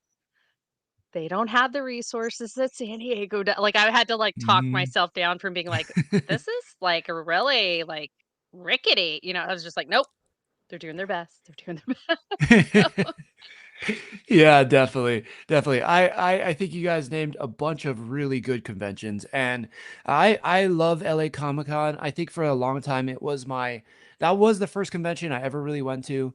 And right off the bat, yeah, with Geek Freaks. Now, we're all part of the same family and whatnot, but at this time I was just kind of friends with Frank, who's kind of our network head, and I was like, "Hey, do you have anybody going to LA Comic-Con?" He's like, "I don't." I was like, okay, well, I'll go if you want me to cover it. And from the jump, I got interviews with Donnie Cates, Wow. with Larry Houston, with the cast of Sandlot. Talked Oh, to Amy Jo wow. Oh, Johnson. we It were at was the like, same show. We were at the same show because oh, we got an interview with the cast of the Sandlot because oh, they nice. set us up in the press box. So we actually had all of our Sweet. equipment in there so we could actually get high quality interviews. Nice. We had the cast of the Sandlot. We had Rob Paulson came up and we had an interview with him. Sweet. We try to talk to different like comic creators and stuff like that. Last year we talked to Jamie Jirak. She came and hung out with us for a little. Yeah. Oh, She I was love Jamie. Yeah, oh, she's so cool, man. she's the best. Yeah, Yeah. we had a nice conversation with Brandon Davis for like an hour. I mean, it's just CD. It's my yeah, boy right there. Yeah. BD's the Legend. man. I love that guy, man. Yeah, such a good dude. If we're Yeah. comparing stories, I told George Perez I was pregnant. He Dang, was the nice. first person I told. Also, Stan Lee said something very nice to me at San Diego Comic-Con once because Dang. Julius Schwartz was being a total dick and told me to get the fuck out of his way. And so Stan Lee was like, "It's okay, sweetie. He's just grumpy." And I was like, "Thanks." Oh. Okay, So well, I can't. I have Yeah. tons of San Diego stories, let me tell you. That's amazing. Yeah. Well, I mean, I don't think you could beat that story, but it was just such a surprise for me because it was my first convention, It was like Yeah. literally the first one, and I didn't know what to expect. I'd always wanted to go to San Diego Comic-Con, could never go in. Could never get tickets, or I didn't live in town or had something going on. So it was just such a surprise to go to my first convention and then be able to talk to all these people. Like you're either reading their stories or watching their movies and shows. It blew me away, and I was like, all right, I like this stuff. Like, how do I do more of this? And here we are, So it's been great. Yeah, James in the chat saying that's what spurred us to reach out to you, Thomas. A pick with you, Brandon Davis, and Joe Deckelmeyer. And I love Joe Deckelmeyer's another guy I love to death, man. He was Joe's a man. Yeah. He's such a good dude too. Yeah, like I said, I was just, I mean, here's this nobody just showing up to this convention, or how I feel anytime we go to a con, man. Yeah, but luckily I got into some of these places like you were saying, and they were around and kind of said, hey, what are you here for? Oh, I'm here to do some interviews, and we kind of hit it off from there. So that's the beauty of doing these kind of conventions, and it's like, it's nice to talk to your friends, and obviously we get into some great discussions here on these podcasts, but to be out there with fans, to be out there with the people who are doing it at the highest level, and talking to the people making the stuff that we love is just incredible. So yeah, great dudes all around for sure. James in the chat asking, how was your panel? Which I do actually want to know, man. How did your panel go? Oh man, I have a little preview because I listened to your podcast with Frank earlier today, so I kind of know what happened. But yeah, tell them because it's amazing. I love the stories. Oh, thank you. Yeah, it went well. All right, I don't want to like sound like I'm too big-headed here or whatnot, but one, gotta give it out to Kurosh, give props to Kurosh. He set up the panel. He does an amazing podcast called Save Point Stories. He is also a contributor over at Temple of Geek, and just a stellar guy. I've met him over the years doing panels and going to WinterCon and all that kind of stuff. And he's like, hey, I know you don't normally talk about video games, but I think you might be okay for this panel. I was like, yeah, sure. And then I saw my co-host and I was like, whoa, I'm out of my league here. There's like, some heavy hitters on this panel. Are you sure? But we got in there and it was so fun. The crowd was into it. I dropped a few stories on a game that everybody on the internet hated for a long time until Suicide Squad Kill the Justice League came out. Then everybody started backtracking. We're like, actually, that game wasn't that bad, which was Marvel's Avengers. And I had a lot of good Marvel's Avengers story on the panel. I enjoyed the main storyline on that. It was just the post game wasn't the greatest, right? But that's I mean, what like everybody says. That's what everybody says, man. But if that game had the support it needed to, it would have stomped on Gotham Knights. It would have stomped on Suicide Squad Kill the Justice League. Like I played all of those game stories, but there was an element of it that was just so fun. And for me, like at this point, I had just gotten out of the hospital. For those of people who don't know, like I was in a plane crash. I even had to say this on stage, which with all these prying eyes, I was like, man, is this too heavy right now to say to people? But that is the story. And so it was one of those games where I was like, I played the beta. I signed up for the beta. I was like in a cast. I had one hand with my like 3 fingers on one side. I'm like, I'm going to master this game. I don't care who says anything. Like, I'm going to master this game. Yeah. And because of that, I got into all these different groups and game chats and discords, and I was definitely in there and made some good friends. And one of my friends ended up being this guy. I had no idea he was famous, but he goes by name CT. He's a professional comedian. He tours the country and stuff. And I went to his panel, actually. He just did one. He was on this Kevin Hart show called Little Kev. And oh, cool. Yeah, we became really good friends after that. And both movie fans, both I would say comic book nerds in the fact of like movies and stuff. And yeah, and just even getting to hang out with him at this convention and whatnot. So the panel was it was very revealing, I think, as much as I wanted to keep it fun and entertaining. Who doesn't want to go to San Diego Comic-Con and also therapy at the same time? Right? I mean, isn't that every little nerd stream? Little geek stream? Kind of is. One shop stop. I was going to say Marvel's Avengers, for all the hate that it got, I actually what I liked about it was that they focused on Kamala Khan. Where like, I still haven't finished it, but I loved playing it. I couldn't do the jump thing with Captain America in space, but I have a husband for that. He did very well on that. And yeah, But I mean, I still haven't finished it. I refuse to finish it. I don't want it to be over. Yeah, I like it. I love that they focused on that she's a fangirl that became an Avenger, you know, and it was just kind of like that's the character that we all see ourselves in. It's you know, everybody is a fan, and it's like, man, if only it would be cool to be like to be an Avenger, and she gets to live that. Yeah. Yeah. I'm a fan of the comics. Like, I really like it, but I think, I mean, Iman Vellani is a superstar, but Oh my the God, Avengers video game might be my second favorite rendition of Kamala because she, Yeah. like, eventually, once you level everybody up, and I had like all the best gear, I was level, Mhm. I think it was like 150 or something you could get to, something like ridiculous. But once you can get to her ult, and you're stomping around with all the best gear, with all the perks on it. It's out of control. Like, Yeah, it was so fun. Plus grabbing people when you're big. It was like a really cool game. It needed, to your point, more end game content. But I mean, I don't know. I think I won over some fans on that game in yeah. the Like I said, panel. that was my issue. Was the end game content was just kind of it became repetitive, and it was just kind of like, you know, Yeah. in the end game, because like the missions were fine, like, you know, everything was good. It's just Yeah. like once you get to the end game, it's like all the missions are repetitive, and it's like the same thing over and over again. And it's like Mm. that's where it lost me. Was everything post game was like, man, you know, they could have done so much more with this, and they could have added so many more characters, you know. Exactly. Yeah. Yeah, There's plans. I mean, that's the thing. Like, you're so right, but I mean, COVID got it. Not like I'm defending Square Enix because they don't need it, you know. yeah. I'm not, Oh, and it's the not other that I thing need to was bring this was back up from the battle. the other thing was the Sony Spider-Man exclusive. Kind of upset me because I'm an Xbox player, so it was just kind of like, okay, so I can't play Spider-Man because Sony is got that exclusive on the PlayStation.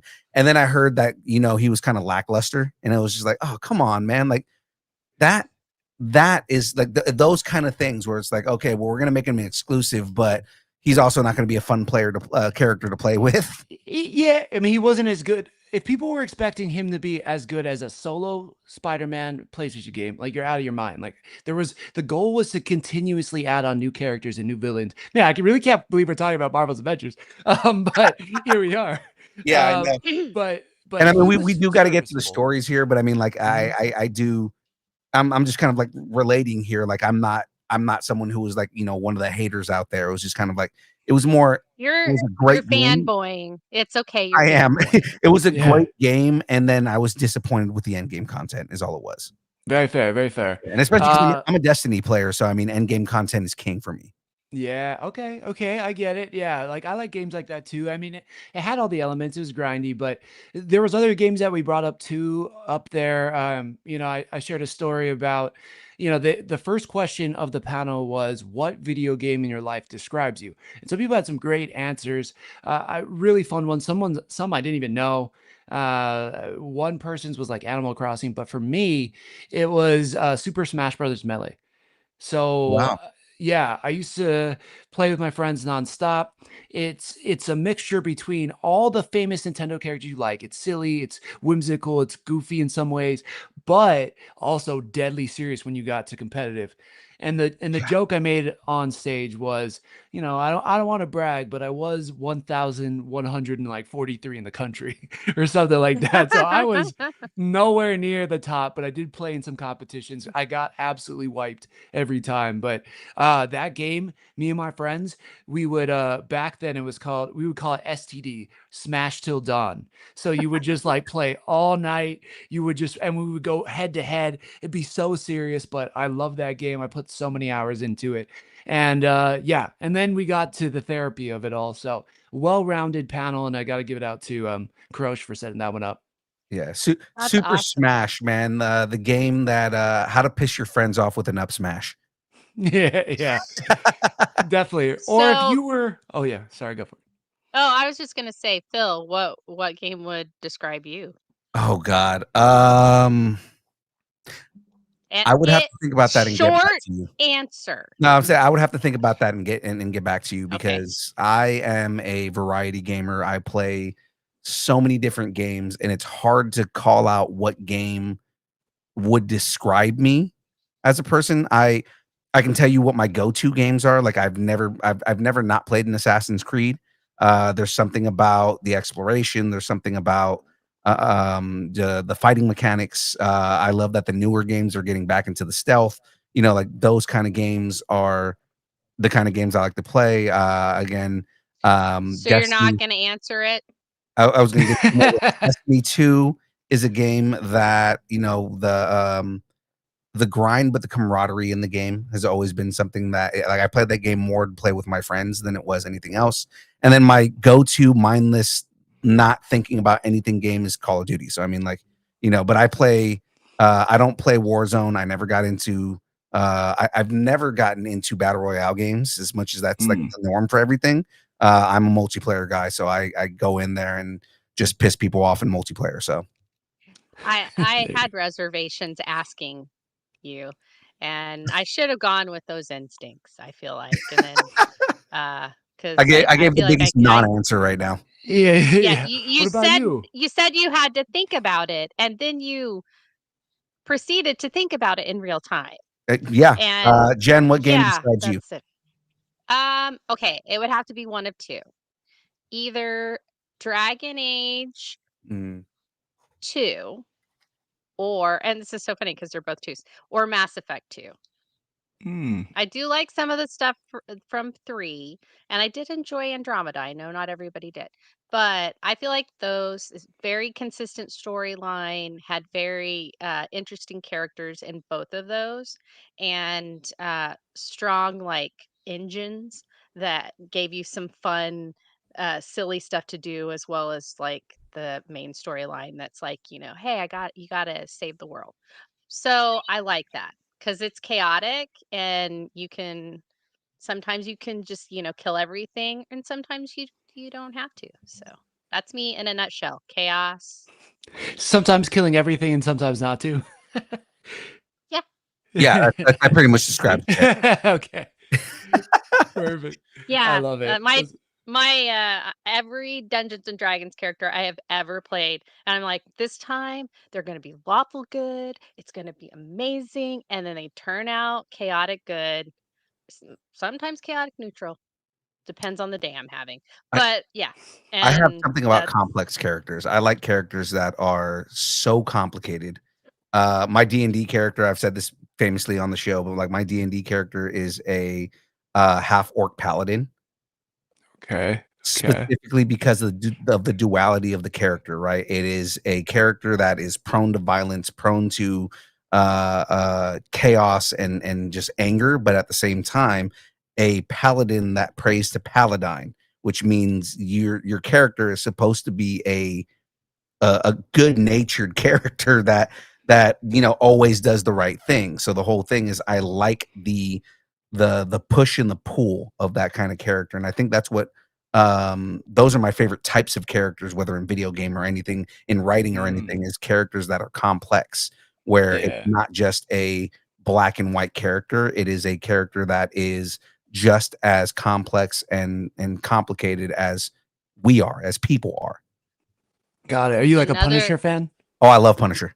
Yeah. I love the Punisher because of things like that, where his intent is always to do the right thing, but he's such a violent asshole that he's going to kill anybody that gets in his way. Mm-hmm. All right, let's get to the stories. Yeah, let's jump into these stories, because I talk about nerd stuff all day. Yeah. Yeah. And he doesn't feel well, so. Right. Thank you so much. I appreciate that, Jen. Yeah. What do you want to know? I think we kind of touched on it. Like, the activations is another thing where I wanted to go to so many more panels. They had a Alien Earth activation where you could go around, and it had all these different props and like things that were in the Alien universe. There was Predator Badlands. It's been a strong couple years, I feel like, for Alien and for Predator, for those franchises. So I'm glad that it's kind of getting some love out there in the world as well, which was awesome. I agree. What else? Oh, I got to do a really cool one that was, it sounds weird, but it was Old Spice and DC and Superman. And it was wait, I want to talk to you about that one. But yes, okay. go tell about it, and then we'll talk about it. Okay, yeah. Yeah, one of my friends that works for San Diego Comic-Con needed somebody to go through the activation, and it was really cool. We got, kind of got to jump in front of the line, and they explained how the whole activation works. And there was like a photo booth that had an iPad on the ceiling inside of a rocket. And so you would like press the photo booth thing and you do all the crazy pictures. And then you'd hit the button and then it would spit out an Old Spice that it thought that you needed, which I'm sure was just random now that I say it. But it was like probably we all needed it. It was so hot. We were all sweaty. Everybody was stinky. We all probably needed that. And then another photo booth recreating Action Comics #1, where you like hold up the car, and then that also Oh, that's spit out. cool. Yeah, it was great, and they had like a full like photography team. And the last one had like a life-size bottle of the deodorant. And if you scan the QR code, there was like a digital Superman that would pop up on your phone, and then you could play this game shooting stuff into the deodorant bucket, which was sounds weird, but it was really cool. And then they had a DJ in there and a lounge system and everything. But yeah, that was one of the better activations that I got to do. That's awesome. Okay, so I have been saying for years that Sundays at any comic book convention is the stinkiest day of the convention because of all the BO. And Yeah. I'm just so glad that the San Diego Comic-Con finally read my letter and they had Old Spice there to make sure everybody had deodorant. That's so smart. All right. Well, yeah, they should kick you back some money because, yeah, I don't know if it helped too much, but at least people had access to some fresh Old they Spice. they couldn't use that as an excuse. That's Yeah, what we're saying. exactly. Oh man. Yeah. Well, let's jump into these stories that we have here because we definitely want your opinion on some of these things, whether you were there or not. Uh, so I'll read the intro, all and right, go then for it. if you want, we can just swap stories. We'll just Yeah, swap. go for it. How's that? Okay. SDCC 2025 dropped harder than a Sith Lord at therapy. And while Marvel and DC took a breather, the con gave us cameos, cosmic sense, and so much genre goodness. It should have been illegal in 3 systems. All right. Well, guys, Hall H came in hot with icons and intergalactic oddities. So let's talk about Lucas Museum of Narrative Art. George Lucas made his SDCC debut with Guillermo del Toro, Doug Chang, and Queen Latifah.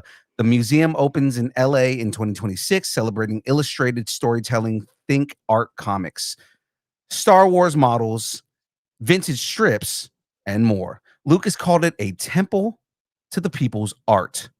Now, also Project Hail Mary, Ryan Gosling wakes alone in space, befriends a 5-legged alien named Rocky, and it's a practical effects win, and races to save humanity. Gosling and Lord and Miller, Andy Weir, equals funny, heartwarming, hard sci-fi friendship goals, and it's launching in March of 2026.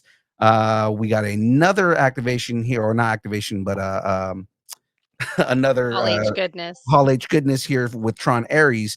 Jared Leto, Jeff Bridges, and Greta Lee dropped light cycle footage and a 9 Inch Nails music video. Real world chases meet grid escapes plus lasers. So many lasers. And of course, we got a drop for James Gunn and John Cena talking about Peacemaker season 2. They teased multiverse hopping, Bugs Bunny cameos, and Frank What? Grillo's. Huh?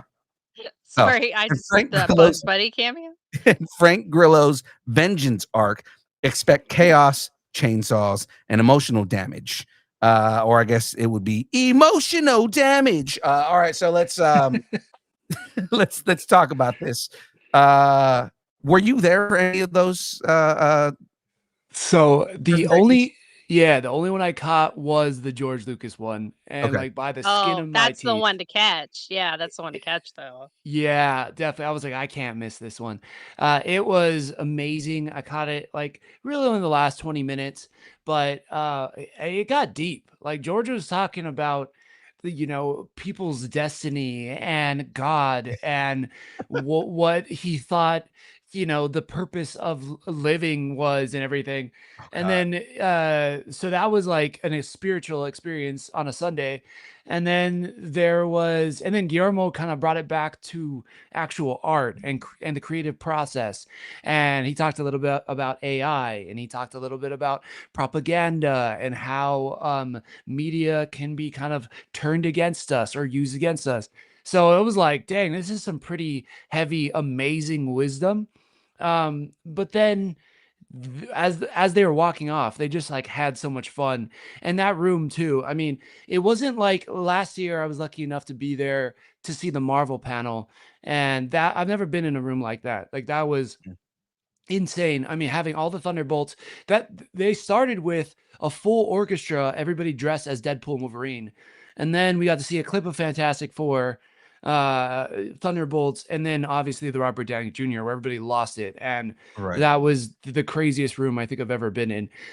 This wasn't that, but it still felt impactful. You know, you felt like you're watching somebody who is just one of the greats. I mean, they both, I think Guillermo del Toro is as well, but like George Lucas just, never doing a panel at Comic-Con, that's crazy. But you could tell he's just a very deep, intelligent individual, and it really makes me want to go see that museum. It was great.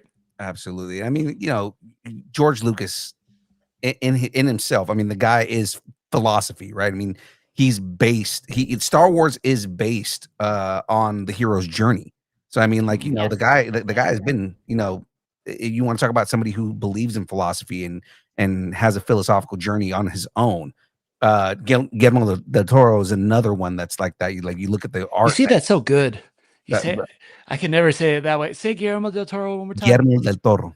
Oh, wow. Don't feed into his ego. Yeah, that's pretty good though. I can't roll my R's. I'm jealous. It's a Hispanic thing. I know. I can roll my R's. I'm not Hispanic, and I can roll my R's. Well, I'm not, and I can't.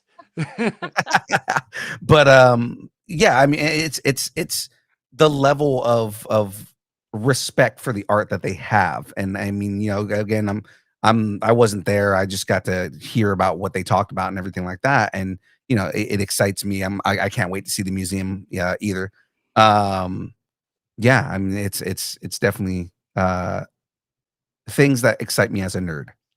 Mm-hmm. Yeah, I think it'll be amazing. I can't wait to see all of it. And when I do come to California, we'll have to go visit the museum.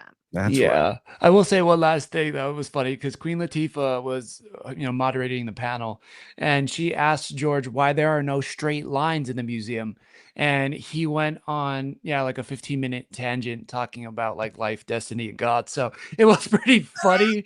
It was insightful, but I still don't know why there's no right angles in that museum. So just throwing that out there. It's a George Lucas thing. That's all you gotta say. Exactly. George Lucas thing. Yep, you were right. Oh man, let's move into the next part here. Okay. Warping from the main stage to the side quests, cameos that made fans scream and squint. I almost said a different word. I'm glad I double checked. Brandon Routh crashes the rejects. Dressed as Spider-Man, Routh crashed a concert to promote his horror sci-fi indie Ick. Aliens, regrets, and zingers fly fast. Superman has range.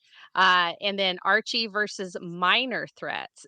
Betty Cooper takes on indie supervillains in this unexpected comic crossover. Chaos, sass, and multiversal milkshakes incoming. So I'd heard some of this. I guess Gail Simone's gonna do one. Like there's like a whole bunch of things today.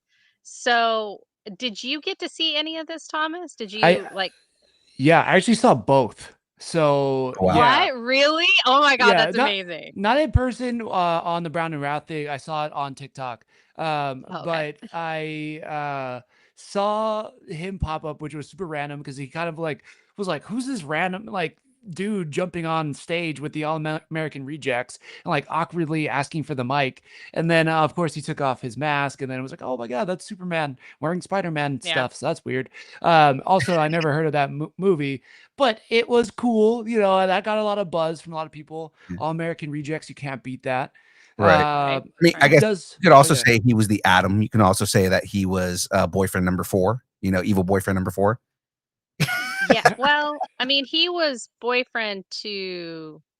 Yeah, he was boyfriend number 4. He was evil but boyfriend he was number 4. dating. Oh, Yeah, but he was dating girlfriend number 1 Yes, from he was. Scott. Yeah, That's which right. is Brie Larson, our Yeah. Captain Marvel. Mhm. Who Don't Brie you know? Larson? You're right. Is I mean, she was his girlfriend in that. So I mean, like, yeah. Yeah. Yeah, Yeah. yeah. That's all I'm saying. That totally went over my head, and I was like, "Oh, Scott Pilgrim." Also, like, he can't have dairy, right? Isn't That's that the right. whole thing? Like, they all said to give him dairy, Because and he he's like a explodes. vegan. He's a Yeah, vegan. Yeah. Oh, I know, so good. No vegan diet, no vegan powers. Yeah, Yeah, yeah. right. The Milk isn't vegan vegan? police come in there. What amazing. And that was a movie. Punisher came and did it. That's Yeah, right. That's right. That's right. Yeah. Oh my Yeah. gosh, it's so much nerd. I know. My Okay. favorite part is when they jump out of the room and they both like skip over the bricks and they high five. They're like, "Yay!" That part is just ridiculous. I That's love the that. part that I was just thinking of right now. There you go. Oh, did- amazing. Did you get? But you did get to see the Archie versus Minor Threats panel, So, or the I the I did see the thing. I Minor don't think it was Threats panel. a panel, but like the Well, fun I was stuff. oh well, I was in the Minor Threats panel, and they brought out obviously it was Patton Oswalt. It was his collaborator there. I'm trying to see if I can pull up a picture right now of all the different collaborators that they're having work on Minor Threats, which was ridiculous. It's like, creme de la creme of like comic book writers and artists. Oh, okay, yeah. So one of the what's the word I'm looking for?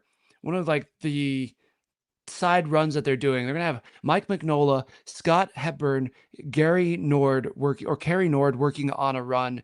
Then they have JM Damatis. Damatis. Yeah, Damatis. Yeah, you had it right. Thank you. Don't know how to say that. Kevin McGuire. And then Hannah Rose May and Justin Mason are working on a book. Then Dan Hernandez and Derek Robertson are working on a book. And then they were also like, that wasn't even all of them either. There was like a Gail Simone thing in there. Dan Jurgens. Dan Jurgens, is that right? I think that's right. Yeah. Dan Jurgens. He's there too. Like there was just so many people that they were bringing on stage. And so I will be honest, I didn't read Minor Threats or anything, but as soon as I left, I was like, that's it. I'm getting it. I'm buying all of it because they were just the way they were talking about it and talking about, okay, now we're getting to volume 3 and the offshoots of the universe that they're creating. And what is it Image or Boom that they're doing with? Is it Dark Horse? Is it Image? I think it might be Image. Either way, they're letting them just take the reins and run with it and bringing in so much talent in the comic book industry. I was like, all right, I don't know why I haven't read this already, but I know I need to. So that was an awesome panel. Yeah. It's a trip because there's so much that Archie is doing crossovers with right now. Like they just came off of a run with Jay and Silent Bob.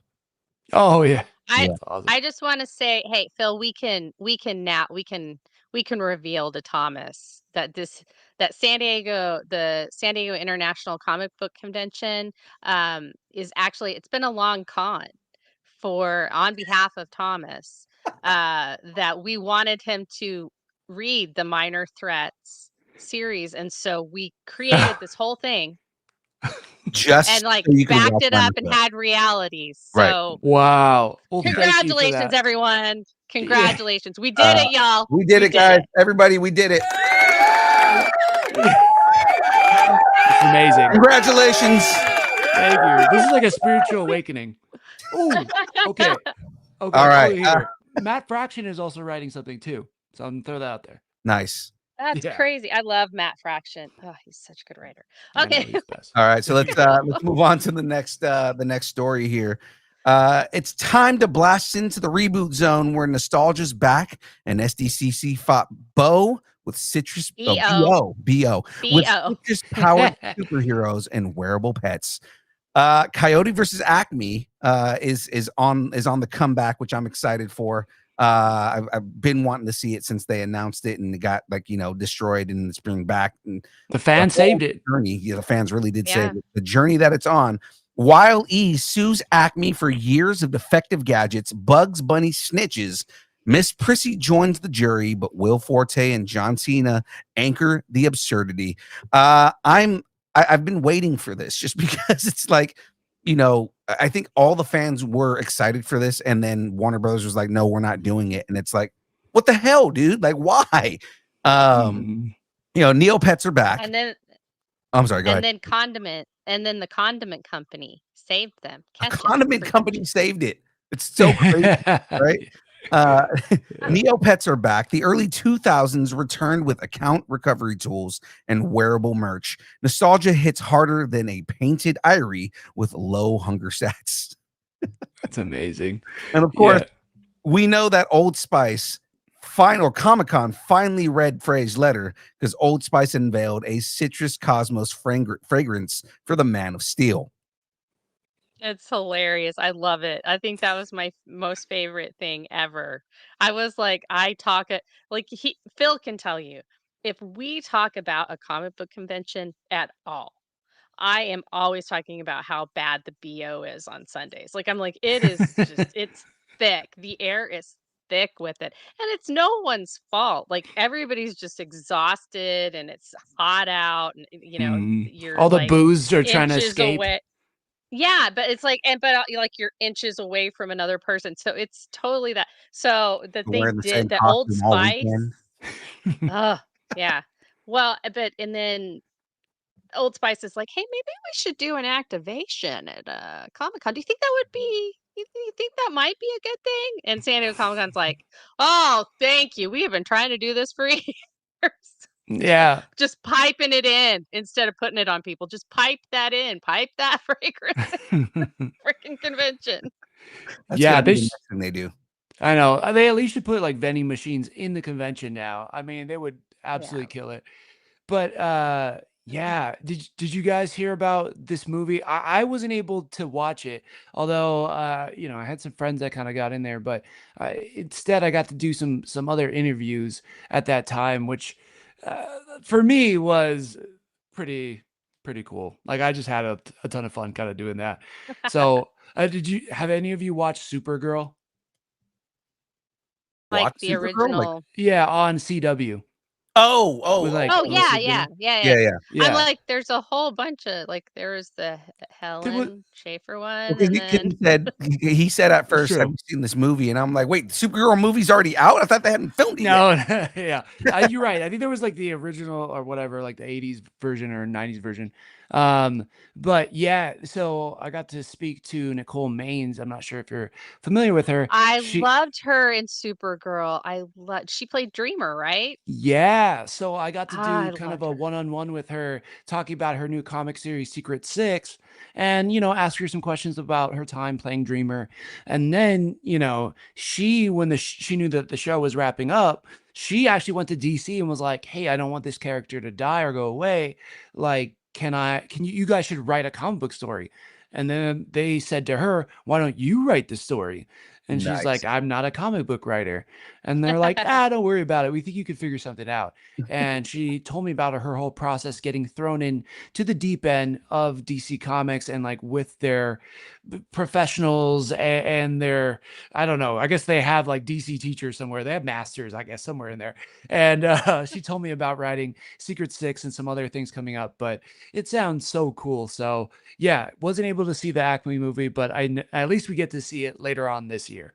So that's going to be great. Yeah, absolutely. I think that's fun. I think it's great that you got a one-on-one sit down with Nicole Maines. I think that's amazing. So, and are you putting that up on one of the shows, or was that just like, which one? I mean, is it coming out soon, or come on, plug yourself. Tell us all about it. Absolutely. I don't know. This isn't, it's not network approved. I don't know, but I also am a collaborator over at Nerd Initiative. And so both the majority of the interviews that I did are up on the website now. Nicole Maines is up on YouTube. I also got to do Philip Kennedy Johnson, who's writing Adventures of Superman, the Book of L. He's a very intimidating guy. Like, the guy is built, he's a little bit stone cold, not in an unfriendly way, but he just looks intimidating. And so we sit down. I didn't know I was going to have this interview. One of the PR reps from DC was like, hey, do you want to interview him now? And I'm like, I don't know. I don't have anything prepared. He's like, you'll be fine. I'm like, okay. So thank you to Google and ChatGPT. I kind of whipped up a batch of questions. And then when we sat down, he kind of started going into how he writes Superman. And I asked him, is it hard to write Superman? He said, for me, he's like, I know a lot of people say it is hard, but for me, it's not hard at all, because the things that people think are a weakness are not his weakness. These are the things that are his weakness. And then the way he kind of approaches it is that he is very close with his 11-year-old son. And I could just feel it was going in this very personal direction, which was just amazing. Rarely do you get to like peel back the layers behind the emotions of why you create those stories with these characters, right? And and it just so happens I found out that I'm having my first little one. For anybody watching, you could see that there's a stroller back there. That thing's brand new and there's not been a baby in it yet, but there will probably be in December. Well, congrats. So I just thank you very much. Congratulations. Oh, thank you. Mazel tov. Okay, appreciate it. But so I kind of just put the questions down that I had briefly prepped and was just like, so, give it to me straight. And he kind of shared some fatherly advice, both from like the perspective of Superman and then from the perspective of Batman with Damian Wayans. And it was like this amazing conversation that I could not even imagine. Like, it was like, this is incredible, to also get this advice almost from the person who is telling you how Superman would be a father, or the person who's telling you how Batman would be a father was a trip. So yeah, that was a cool conversation. Awesome. It seems like you had a really well-rounded con, but we have one more story left. I think it's mine, right? Yep. Yeah. I think that was you, right? Yeah, you did the Acme thing. It's my turn. Go for it. Ready to embrace the weird? Killer clowns, desert bots, and slime-drenched anti-heroes pushed SDCC to the edge. Predator Badlands. This time, the Predator's the underdog, facing off against Mercs with help from a desert-trapped robot played by Elle Fanning. And who doesn't want to get trapped on a planet with her? Stylized survival meets franchise reinvention. And the Toxic Avenger reboot. Peter Dinklage leads a goopy, campy romp through mutant revenge and environmental carnage. Slime budget extravagant. IT, Welcome to Derry. Pennywise's origin story teases with blood, lore, and uncomfortable child laughter. Trailer-o-meter, you will not sleep well. Did you say IT? Yeah. Did I say IT? Yeah. You're still into the IT crowd, Jen. Yeah. It's in my DNA. I'm sorry. It's in my DNA. IT crowd's in my DNA. Welcome to Derry. You guys got it. Pennywise. Everybody knows who Pennywise is. Yes. Giving me grief. Why are you guys griefing me like that? The Walking Dead. Daryl Dixon. We kind of already talked about this. Norman Reedus takes his final bow in a revenge-heavy arc that trades zombie hordes for personal reckoning. Cue the crossbow curtain call. And that's it. Well done. That's the thing. Yeah. So I mean, did you get to see any of these? Yeah. So no, I didn't get to see them, but I've watched the trailers for all of these. So it's like I know a little bit of what to expect. Out of this entire grouping, for me, it's definitely Predator Badland. Not only because I saw the activations out there, but like, God, I think it's Dan Trachtenberg who did Prey, and I think he's doing this one too. And I also think he was a producer on Killer of Killers. So he's crushing it in the Predator universe. You got Fede Alvarez with the Alien side. They said years ago, you know what the best Alien vs. Predator movie would be? The best Alien vs. Predator movie would be a Predator that you're following along with, where you're just kind of following their story. You don't know if they're going to make it. And at some point, the movie switches and it introduces aliens. Now, I'm going to throw out a Hail Mary prediction here. I think we could get that in Predator Badlands. So I don't know, but it just seems phenomenal. I've been loving everything they've been doing. So I'm so excited about that movie. It's crazy because like right off the bat, like the very first thing you see in that trailer is Weyland Yutani. And it's just kind of like, that is a blatant reference to Alien. Yeah. Yep. You know, so that's kind of like where I'm in the same boat with you on this. Like, I'm so happy that somebody is trying to kind of rectify this Alien versus Predator and not make it like oh, let's go off of, let's try and make something that we think is going to make a bunch of money. And it's like, hey, let's do something that is actually a good story and that will make money. Like Yeah.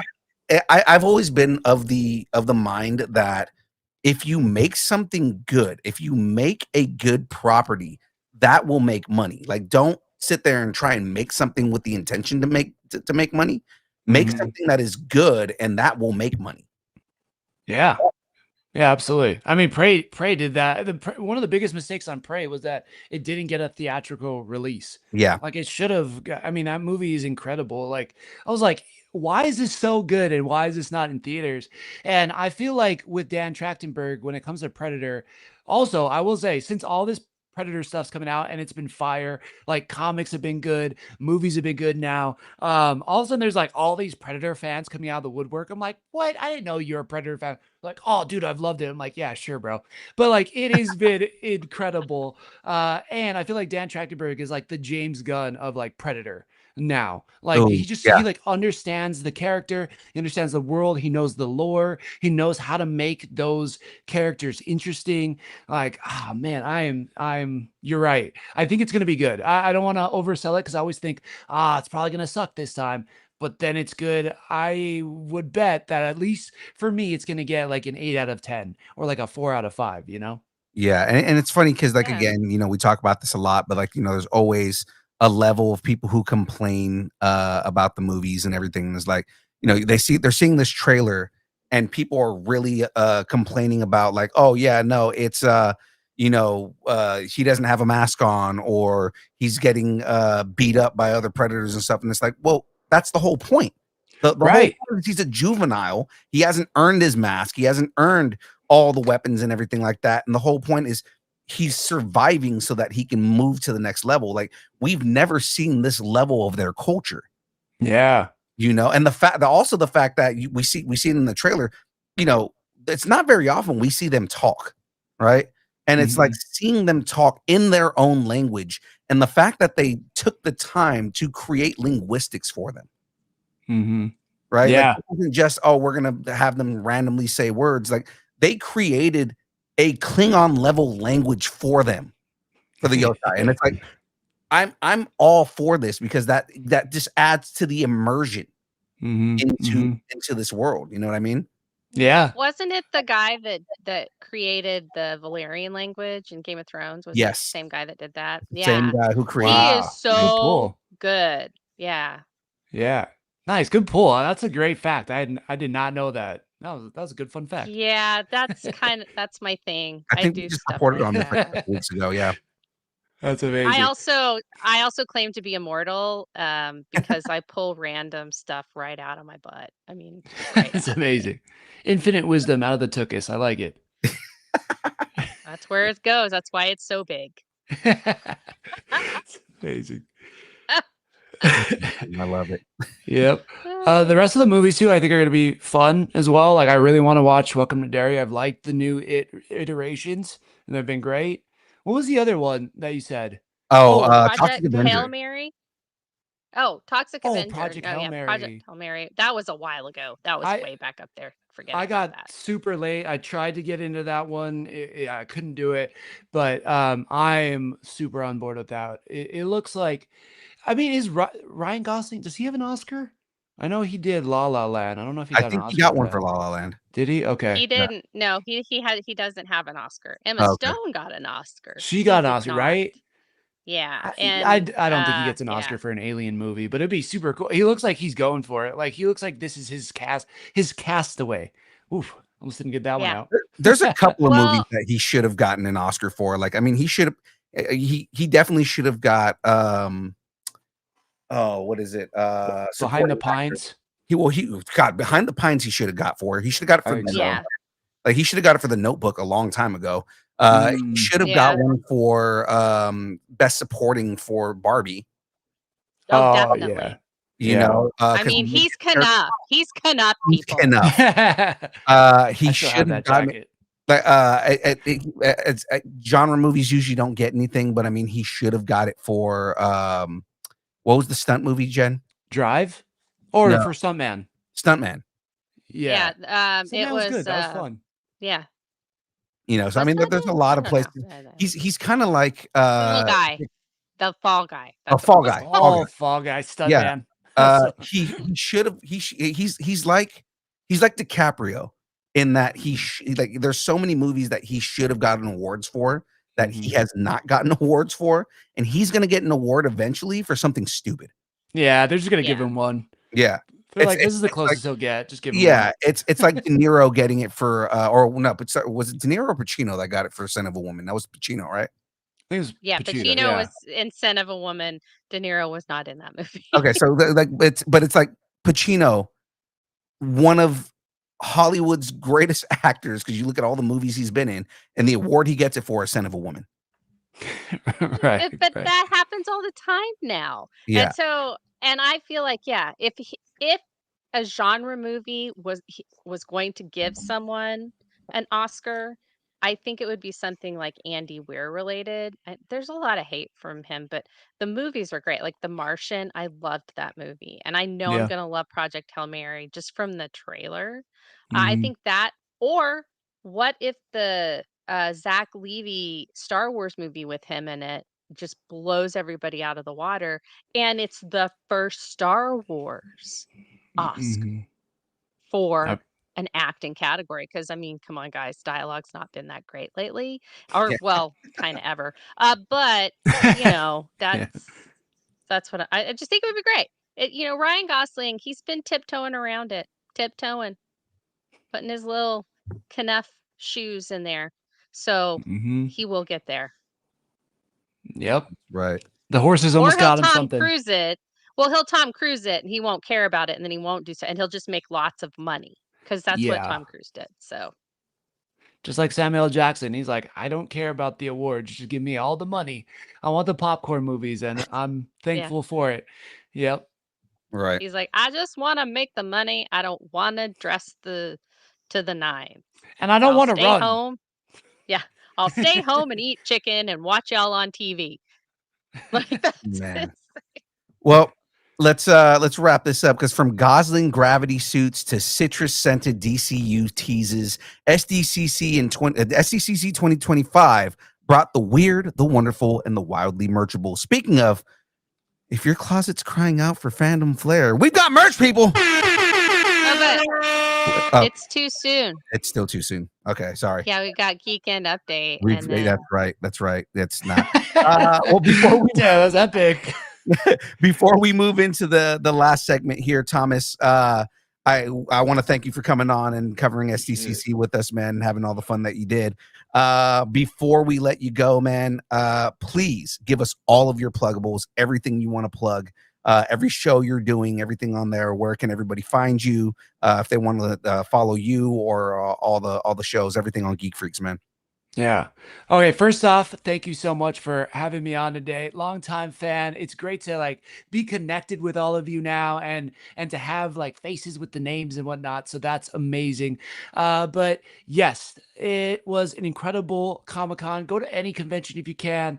Listen to the Geek Freaks episode. We kind of go into demeanor when you go to these conventions, and just take a chance. You know, like if there's somebody you really love their stuff, go talk to them. Just be respectful. Tell them you like their work. There's no better place to do it, and go find your people, man. It's just it's a really great time to be a fan, to be a nerd, and to do whatever you love. So yeah, if you want to follow me more, I'm on all the socials at Thomas Craig, VIII, Thomas Craig 8. Or you can follow Challenge Accepted, also here on the Geek Freak Podcast Network. I do it with Frank, who runs Geek Freaks, and we challenge each other to a new movie or show, or immediately review new movies or shows. We just did Fantastic Four, so if you want to listen to that review, we got that out for you now.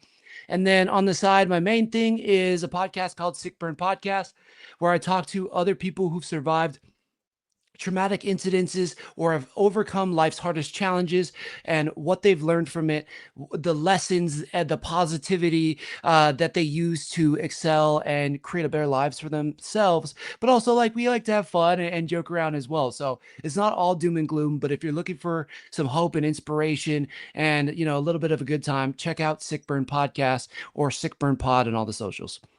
Absolutely, man.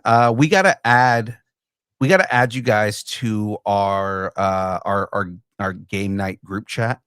Because me and Jen were just talking about how, because we play a game. Well, we have a show on Fridays called The Buzzer.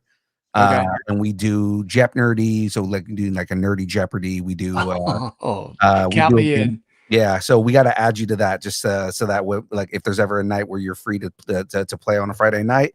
I think this Friday we're actually going to play Jep Nerdy. So are we this? Yeah, we are. We are. I thought we were gonna do really first, but I think that we moved that back because it's Graveyard's birthday on Friday, so we are playing for his birthday.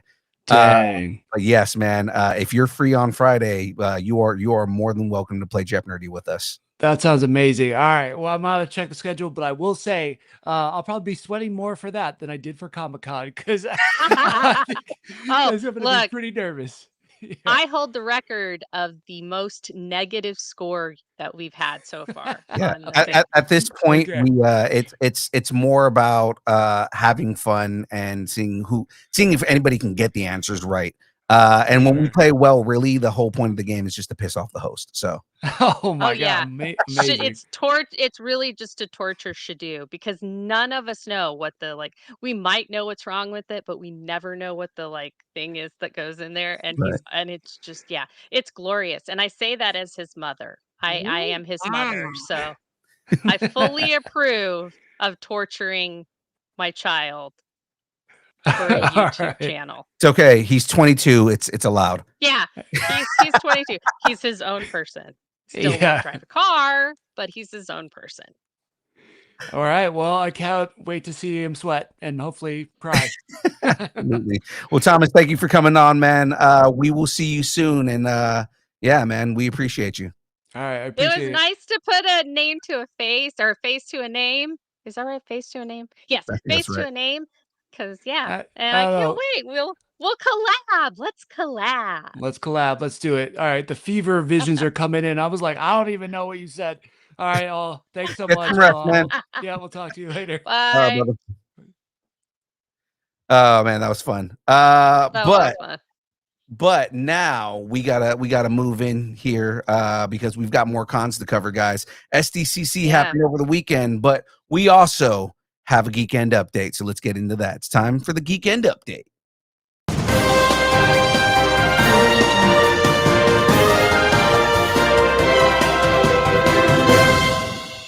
Well, ladies and gentlemen, this weekend was Meadowlark Comic-Con. We had a crap ton of fun with all the things that were going on. Just a recap so everybody knows what happened at Meadowlark Comic-Con and everything that was going on. Joey Lauren Adams was there from Chasing Amy, Dazed and Confused, Mallrats, Michaela Hoover, who was just recently in Superman, Tom Choi, who was Liu Kang in Mortal Kombat, Dan Southworth, who's most famous for Power Rangers, and Vic Chow, who was in all kinds of stuff, but also voiced Goro and Kenshi in Mortal Kombat. And then a friend of ours, Chris Bartlett, who is the current C-3PO and various other droids in The Mandalorian. We had a whole bunch of fun, guys. And here to talk about all the adventures from this weekend is our con correspondents, our buddies, our friends, and the live action members of Distance Nerding. Ladies and gentlemen, please put your hands together for our friends, for everyone's friends. It is the DeLong family. What's up, guys? What's up? Hi. I have questions. Okay, we might have answers. Did you guys have fun? Yeah. Yep. Yeah. It was a kidless weekend. We really had fun.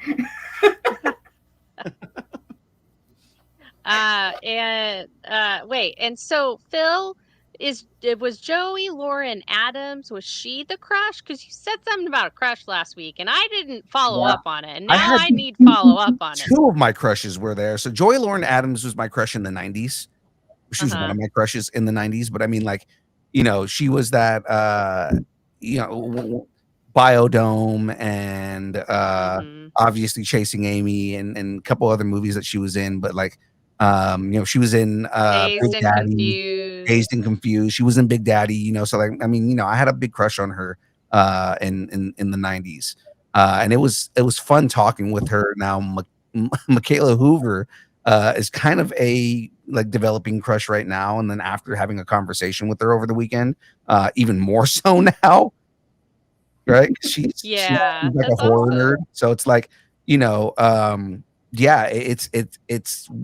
was great over the weekend and everything like that. Guys, the DeLongs were kind of more in the field while I was on stage the entire time. So what was your guys' experience over the course of the show? Well, I mean, there was an annoying unicorn guy running around. As always. Yeah, he tried to crash the cosplay contest. And as always. And wouldn't leave Superman alone. What's funny is I made Chris Bartlett laugh out loud at one point. So I'm on Saturday after I finish with everything, I'm walking around as Unipool, and I see a Superman cosplayer, right? Yeah. And I go, Superman! I was like, oh my God, man, I loved your movie. It was so good. It made me laugh. It made me cry. It made me cream my pants. And Chris Bartlett immediately dropped everything he was doing and started laughing because it was right in front of his table. That's awesome. And he just starts cracking up. And he looks over at me and I'm just still kind of cracking jokes and things like that. I start messing with, because Superman was there with Hot Girl, so I'm sitting there messing with Hot Girl. And I was like, yeah, you know what? You were really good in the movie, but your animated version was so much better, so much hotter. Also, keep the nth metal away from me. I've had my head knocked off before. It's not fun. And it's just like I'm just quipping the entire time, and Chris like stops me for a minute and he goes, I just have to say, you are probably one of the best Deadpool cosplayers I've ever seen, because you usually don't get, because he was like, you usually don't get Deadpool cosplayers that are like loud and obnoxious and quippy and fast on the break like you are.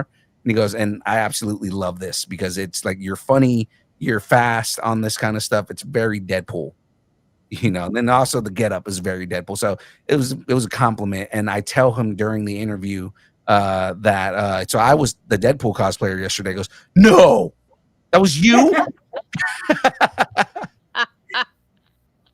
He needs to meet the council then and see how we're all like yelling at Bob. Yeah, yelling at Bob. Yep. I mean, you do have your very own sidekick, Phil. It's very nice to walk around with the sidekick. Yeah. So the Deadpool you guys see in the picture up there, I did mess with him too for a little bit, because the very first thing I did, because there was other people that were just like, God, you're really in character. This is ridiculous. So I see the other Deadpool and they're like, oh, there's another Deadpool there. I was like, hey, you look nothing like me. Like, copyright infringement. This is copyright infringement. Disney lawyers will be calling you soon. And he almost didn't know what to do. He was just like, what do I do? He was just like, But it's that's just awesome. like those kind of things that just kind of mess with people, where I'm immediately just like, my lawyers are calling you soon and you're messing with Disney, buddy.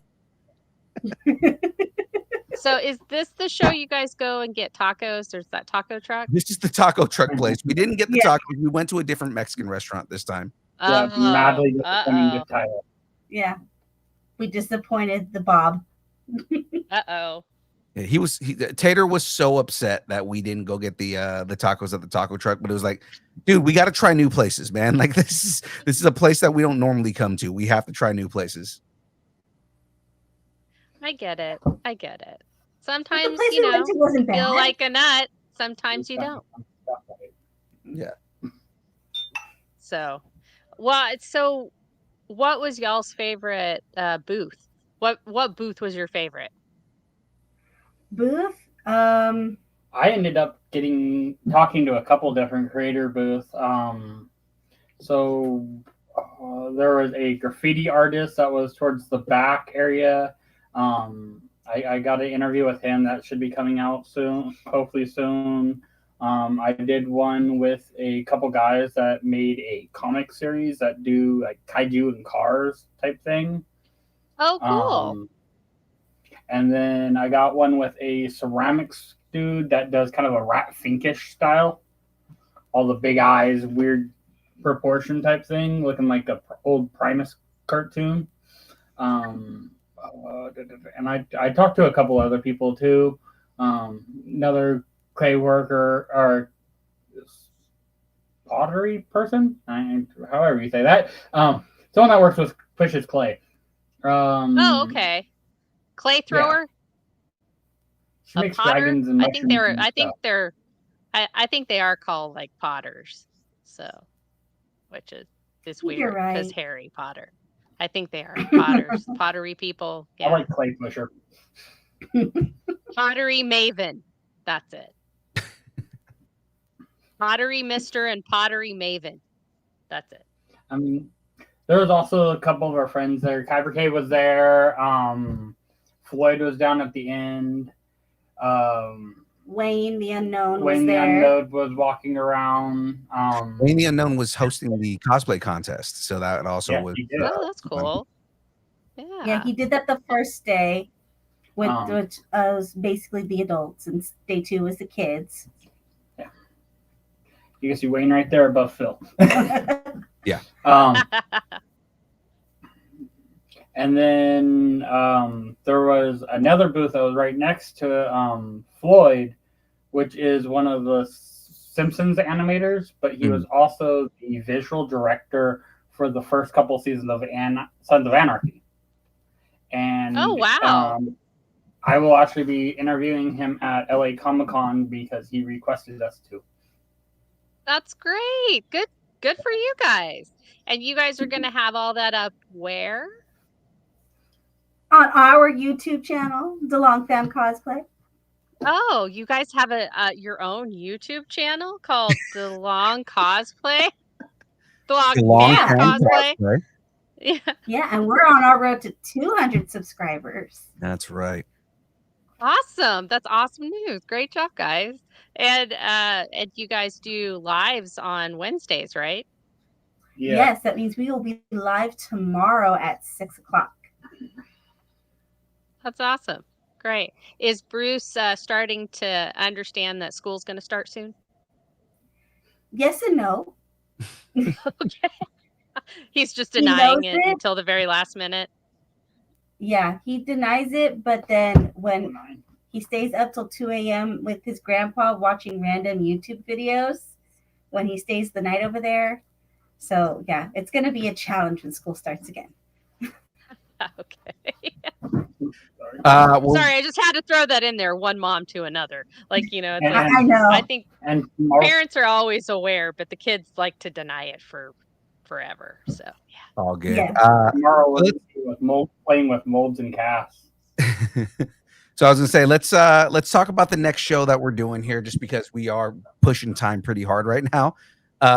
We went overtime like 30 minutes ago. Yeah, but if we keep going at the rate we're going, we're gonna have a 3-hour episode. So we gotta push here.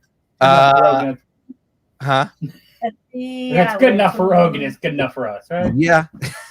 So I wish we had Rogan's. I wish we had Rogan's numbers. Yeah, I know. Yeah. We have Rogan's numbers, then I'd be okay with it. Exactly. So let's talk about the next show here, ladies and gentlemen. Tri-Cities Powerhouse Comic-Con 2025. It's the first time that it's moving out of California. It's going to be in Pasco, Washington, August 16th and 17th. So some of the guests that are going to be there, Paige Turco, who was the April O'Neil from TMNT 2 and TMNT 3, which I'm very excited to meet. Mark Price, who was Skippy from Family Ties. No way. Really? Yeah. They got Skippy? They got Skippy. I love Skippy in Family Ties. Okay, go ahead. Linda Miller from King Kong Escapes, who we've actually talked to in the past. Christine Otten, who is a voice actress from most famous for Full Metal Alchemist.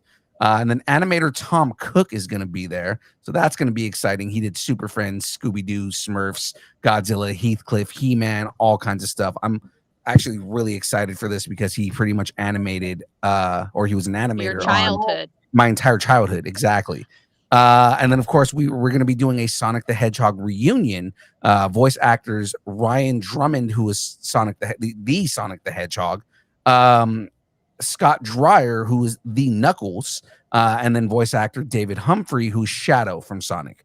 So it's going to be exciting to talk to 3 actors from the Sonic series. I got to ask, DeLongs, is Bruce going to this show?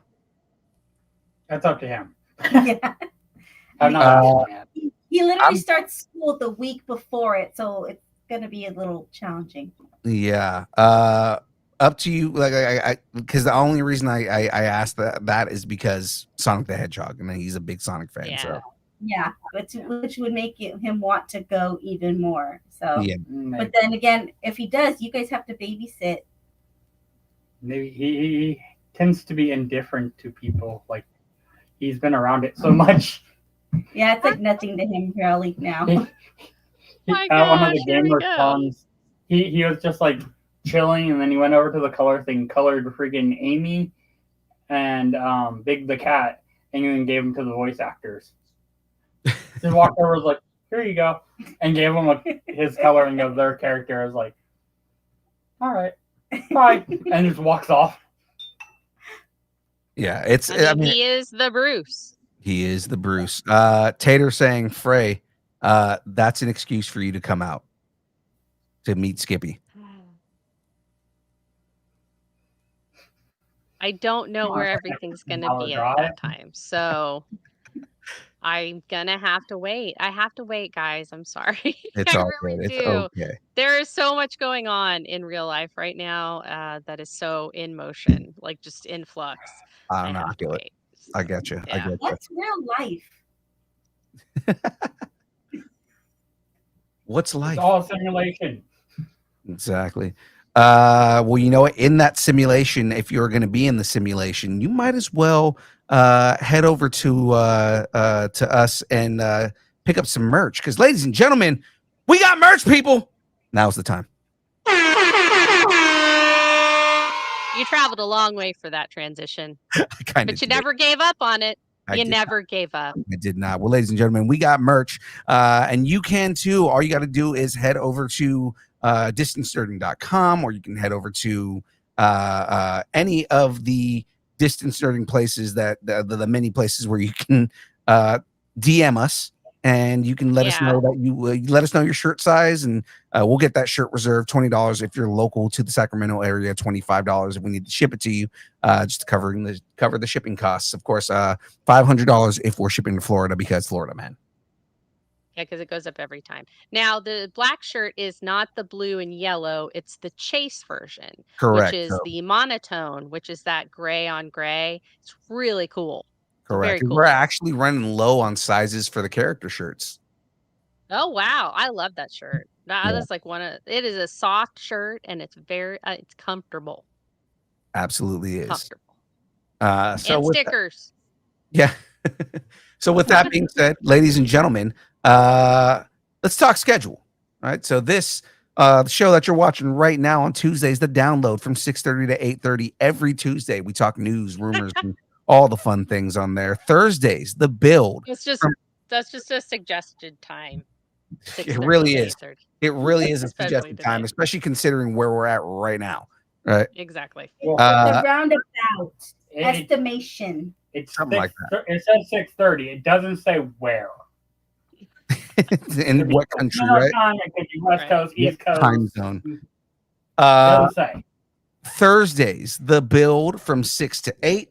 Where we talk to guests and have all the fun stuff, and I build Lego on stream, and you guys get to hang out with us and vote for your favorite whatever that we're talking about at the time. Yes. And then the Friday, bracket people. That's right. Do the bracket, people. And then Fridays, the buzzer, where knowing the answer is optional, but laughing at the wrong one is mandatory. This Friday, we will be playing Jep Nerdy for Graveyard's birthday, guys. So tune in on Friday at 6 o'clock Pacific time. In order to get in on that, we may have special guests and fun people to come and hang out with us. So there is that. Yes, and you guys, definitely it's a good watch. There's usually some sort of meme that comes out of it. It's always a good time. Well, ladies and gentlemen, before we jump into the final portion of the show, we need pluggables. So Jen, give everybody your pluggables.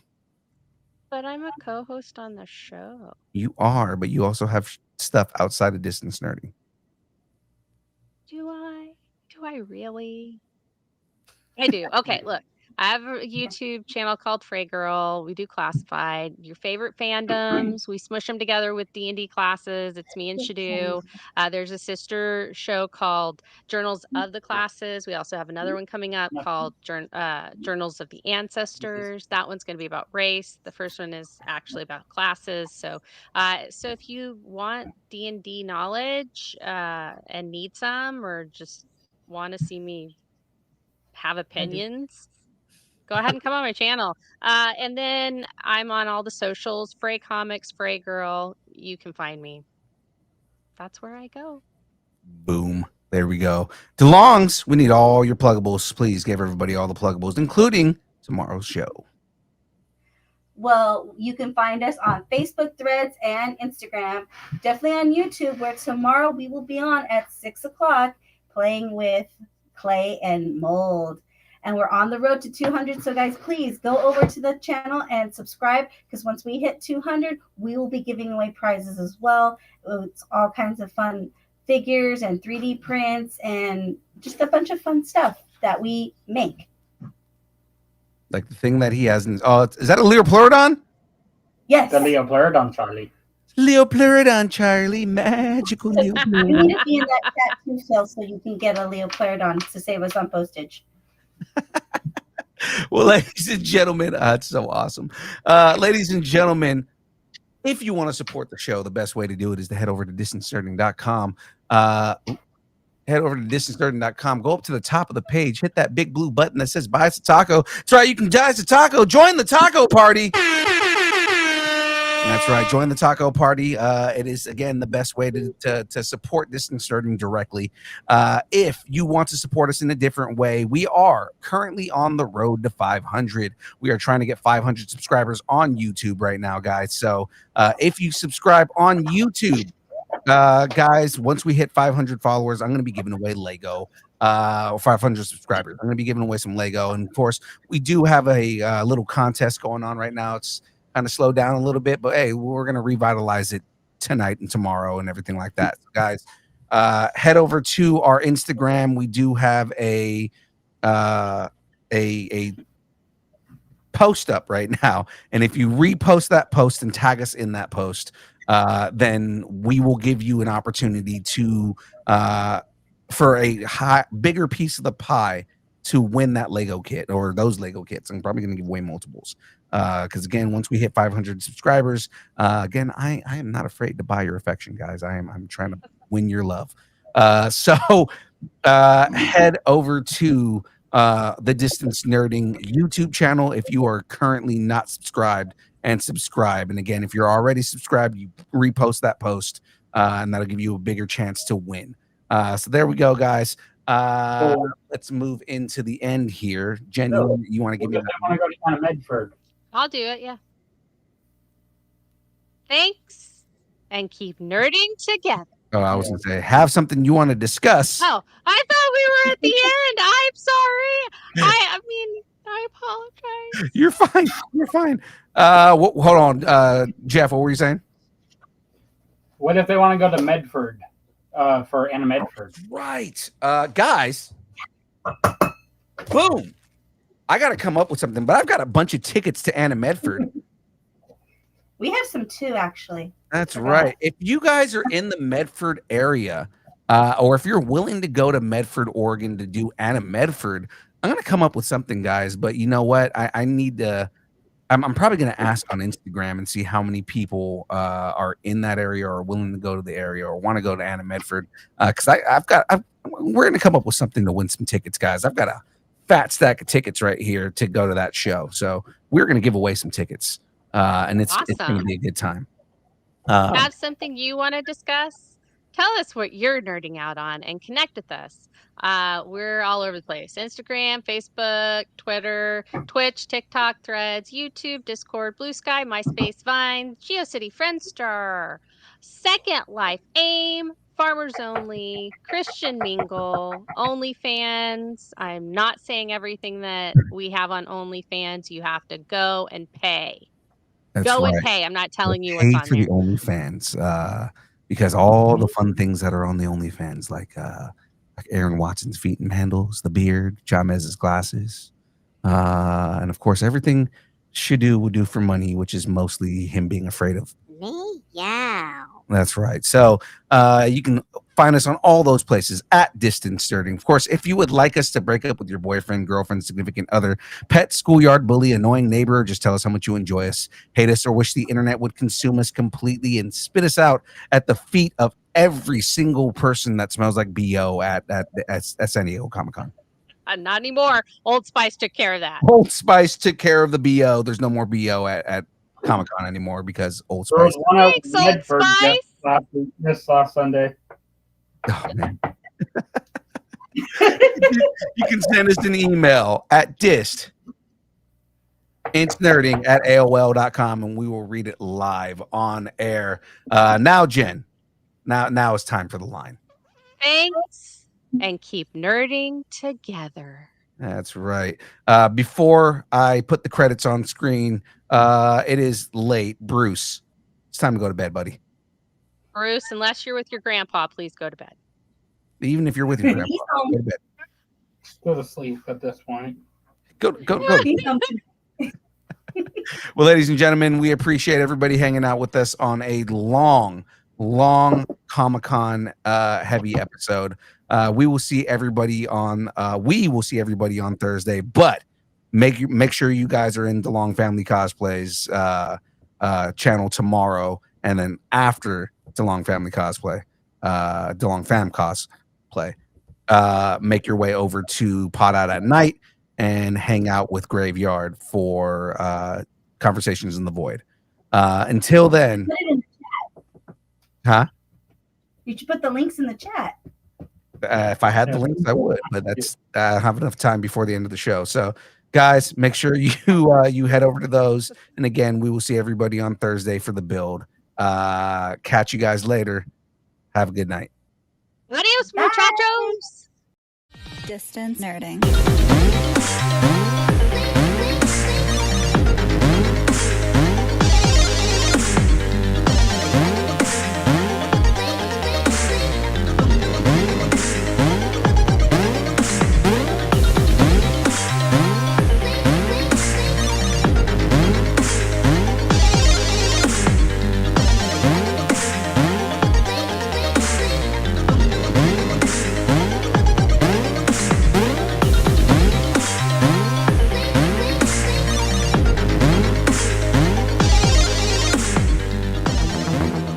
Thank you.